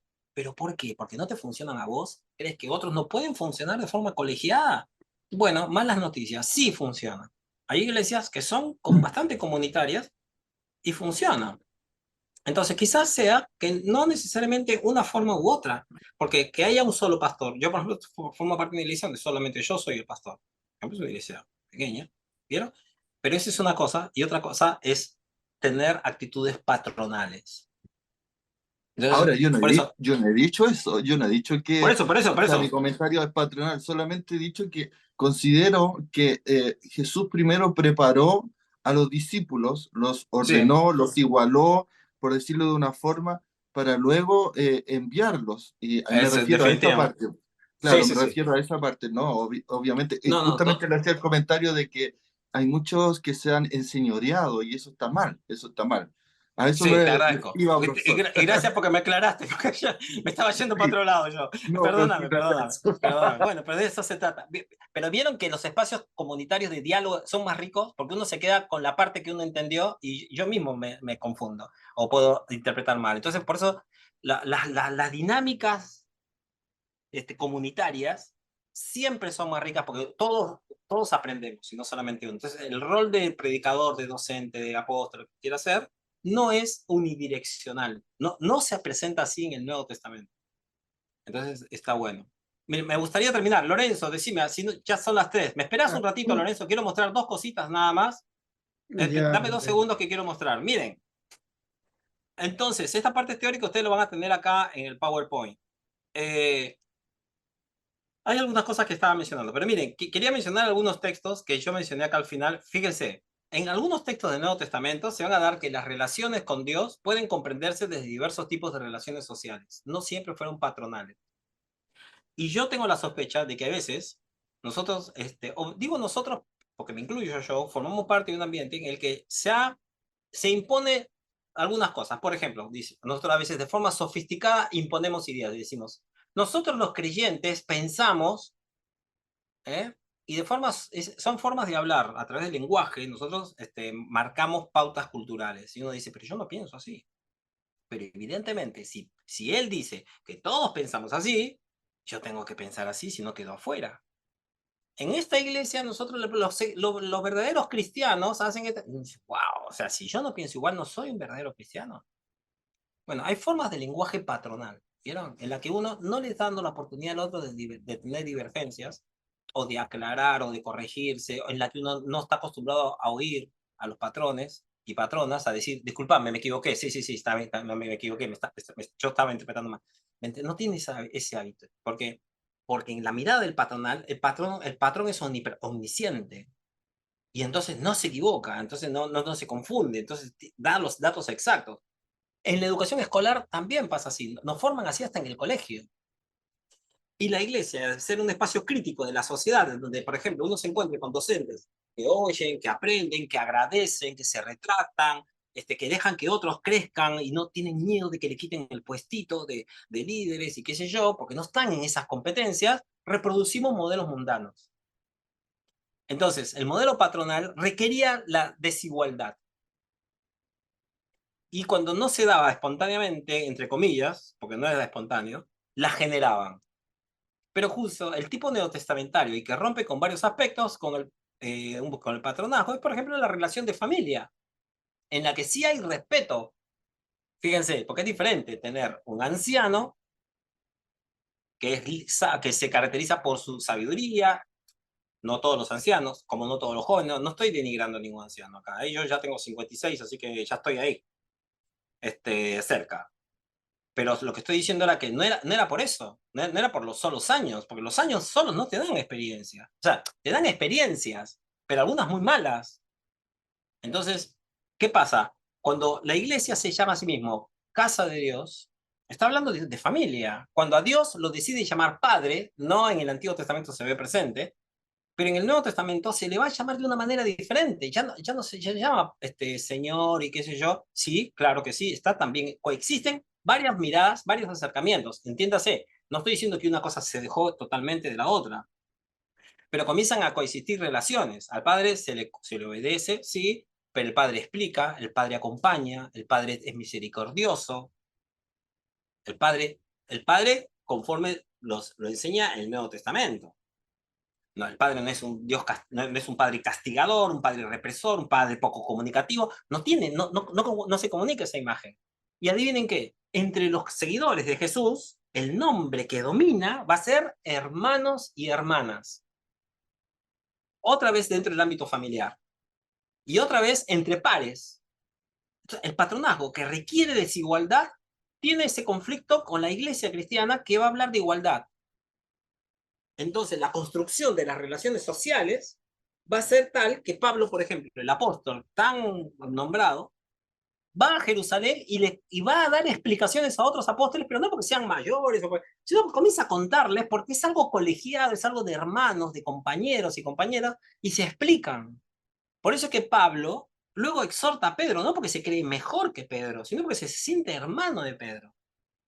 Fíjense cómo los mismos textos del Nuevo Testamento, cuando se observan desde otros patrones sociales, adquieren un vínculo diferente. ¿Pedro alguna vez exhortaría a Pablo? Seguramente que sí, no está escrito, pero como sucede con los hermanos, como sucede con compañeros, no, pará, sí, bueno, está bien, no, porque se camina de esa forma, porque hay respeto, porque hay valoración, y entonces se va a hablar del amor, que mencionó hace un rato Edwin, pero no cualquier amor, porque Jesús dice, ámense unos a otros como yo los he amado, porque hay otros tipos de amor. El siervo ama a su patrón, pero el amor en sí mismo no hace que se relacionen de manera justa. El amo ama a su siervo, sí, pero no deja de ser su siervo, no lo libera, a menos que ame como Jesús, que Jesús explícitamente explica cuál es su amor. No los llamaré más siervos, y le dice, el siervo no sabe lo que hace su amo. ¿Por qué? Porque las relaciones de poder son verticales, porque el conocimiento, la información te da poder. No es casualidad que en espacios autoritarios haya tan pocos espacios de estudios bíblicos, donde los cristianos crezcan no aprendiendo lo que tienen que saber, sino donde hay espacios críticos donde se aprendan mucho y donde surjan nuevos y múltiples liderazgos. Yo no estoy diciendo que no haya una predicación, pero me pregunto, y eso es una pregunta, en espacios tan grandes, ¿será que solamente el don se lo dio un poco? Claro que hay que capacitar y todo, es cierto, no es que cualquiera se pare y tira cualquier cosa, pero el otro extremo es que siempre tener uno o dos. Pregunto nada más, la predicación, como la consejería, como un montón de otras cosas. Entonces, para hablar de esto, es curioso que el Nuevo Testamento, cuando uno como no dice muchas cosas, Jesús dice ahí, no, ya no llamaré siervos, porque el siervo no sabe lo que hace su Señor, pero os he llamado amigos, porque todas las cosas he oído de mi Padre, os he dado a conocer a ustedes. No es solamente la información que da verticalmente, sino de la capacidad que da para que él no tenga la exclusividad. Es curioso cómo esa kenosis que va a decir Filipenses capítulo 2, de que se basea a sí mismo, se ve en las prácticas sociales que hace Jesús al enseñar y a compartir su sabiduría con los demás, para que otros sean sabios también, o vivan plenamente la vida. Y este último, que dice, mirad cuál amor nos ha dado el Padre, para que seamos llamados hijos de Dios. Porque por esto el mundo no nos conoce. ¿Y acá se refiere a qué? A que el mundo no entiende por dónde va la cosa, porque el mundo, en el Imperio Romano, en tiempos de Juan, de la carta de Juan y otros, era verticalista, era elitista. El patronazgo, las relaciones patronales era la que reinaba. Por eso había esclavitud. Por eso que no había rebeliones en contra de la esclavitud, porque habían normalizado las relaciones de servidumbre. ¿Qué hace la iglesia cristiana? Les rompe la cabeza y dicen, no, somos hermanos. Y la iglesia cristiana va a comenzar a ponderar el final de la esclavitud. Y eso hace que política, socialmente, sea un espacio, la relación entre hombres y mujeres también va a romper con algunos estereotipos, donde se le circunscribe a la mujer a la cocina, a la casa, al cuidado de los hijos, ¿no? Y a los hombres se les obliga a la guerra, se les obliga, ¿no? a las prácticas duras y cosas cuando como seres humanos nos debemos de relacionar sin perder el tema de su identidad sexual y estas cosas, de una forma más justa. no fueron elementos pequeños. Si lean la historia que tenemos en el siglo II y va a encontrar, ¿no? Estos dichos, ya les he dicho otras veces, ¿no? Donde vean dos personas que se aman más de lo normal, que se tratan de pares, donde seguro que son cristianos. Era una de las características que se daban a los soldados romanos cuando perseguían a los cristianos para identificarlos, ¿no? Cuando veían solidaridad, compartían los alimentos. Por eso Hechos es tan fuerte, no es un texto casual. Algunos dicen, y por eso la iglesia después pasó hambre, porque compartían todos sus alimentos, todas sus propiedades con los demás. Eso no está en la mirada patronal. El patrón no comparte sus propiedades, no vende sus tierras para que todos puedan comer y vivir. La iglesia cristiana va a romper con eso, ¿no? Y Jesús lo va a hacer.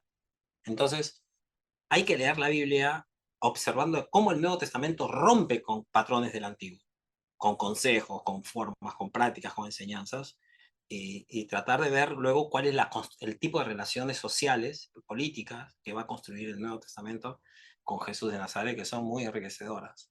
Miren, son 3:10. Lorenzo, no te voy a dejar sin hablar. Si quieren pueden ir saliendo. Estoy aprovechando que pobre... no, ahí está Leticia. Pero bueno, va así. Lorenzo, rapidito y ya nos vamos.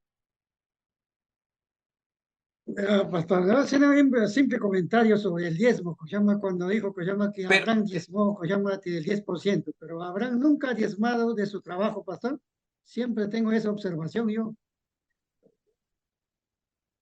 Miren, hay muchas cosas que no necesitan ser dichas.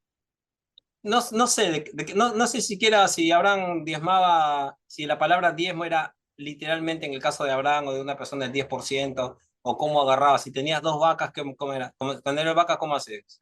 Sacas el 10% de 2 vacas, que son 8 patas, ¿cómo sacas el 10%?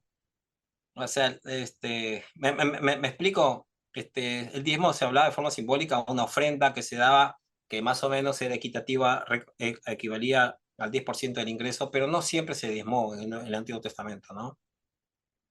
Pero bueno, como dice Edwin, busquen a un biblista, porque están las predicaciones. No, hay que buscar biblistas que trabajen los textos, para que hablen más puntualmente, históricamente. No, hay discrepancias en las concepciones de diezmo en los textos del Antiguo Testamento y en el Nuevo. Yo personalmente, por una práctica personal, yo diezmo el 10% de mi ingreso, pero para mí es fácil, porque yo tengo un sueldo, no es que tengo un campo, no es que tengo un montón de cosas. Por otro lado, porque en esta instancia de mi vida, el dinero me alcanza. Me pregunto si Dios le pediría el diezmo a una persona que está ganando un sueldo que no le alcanza ni para subsistir en su familia.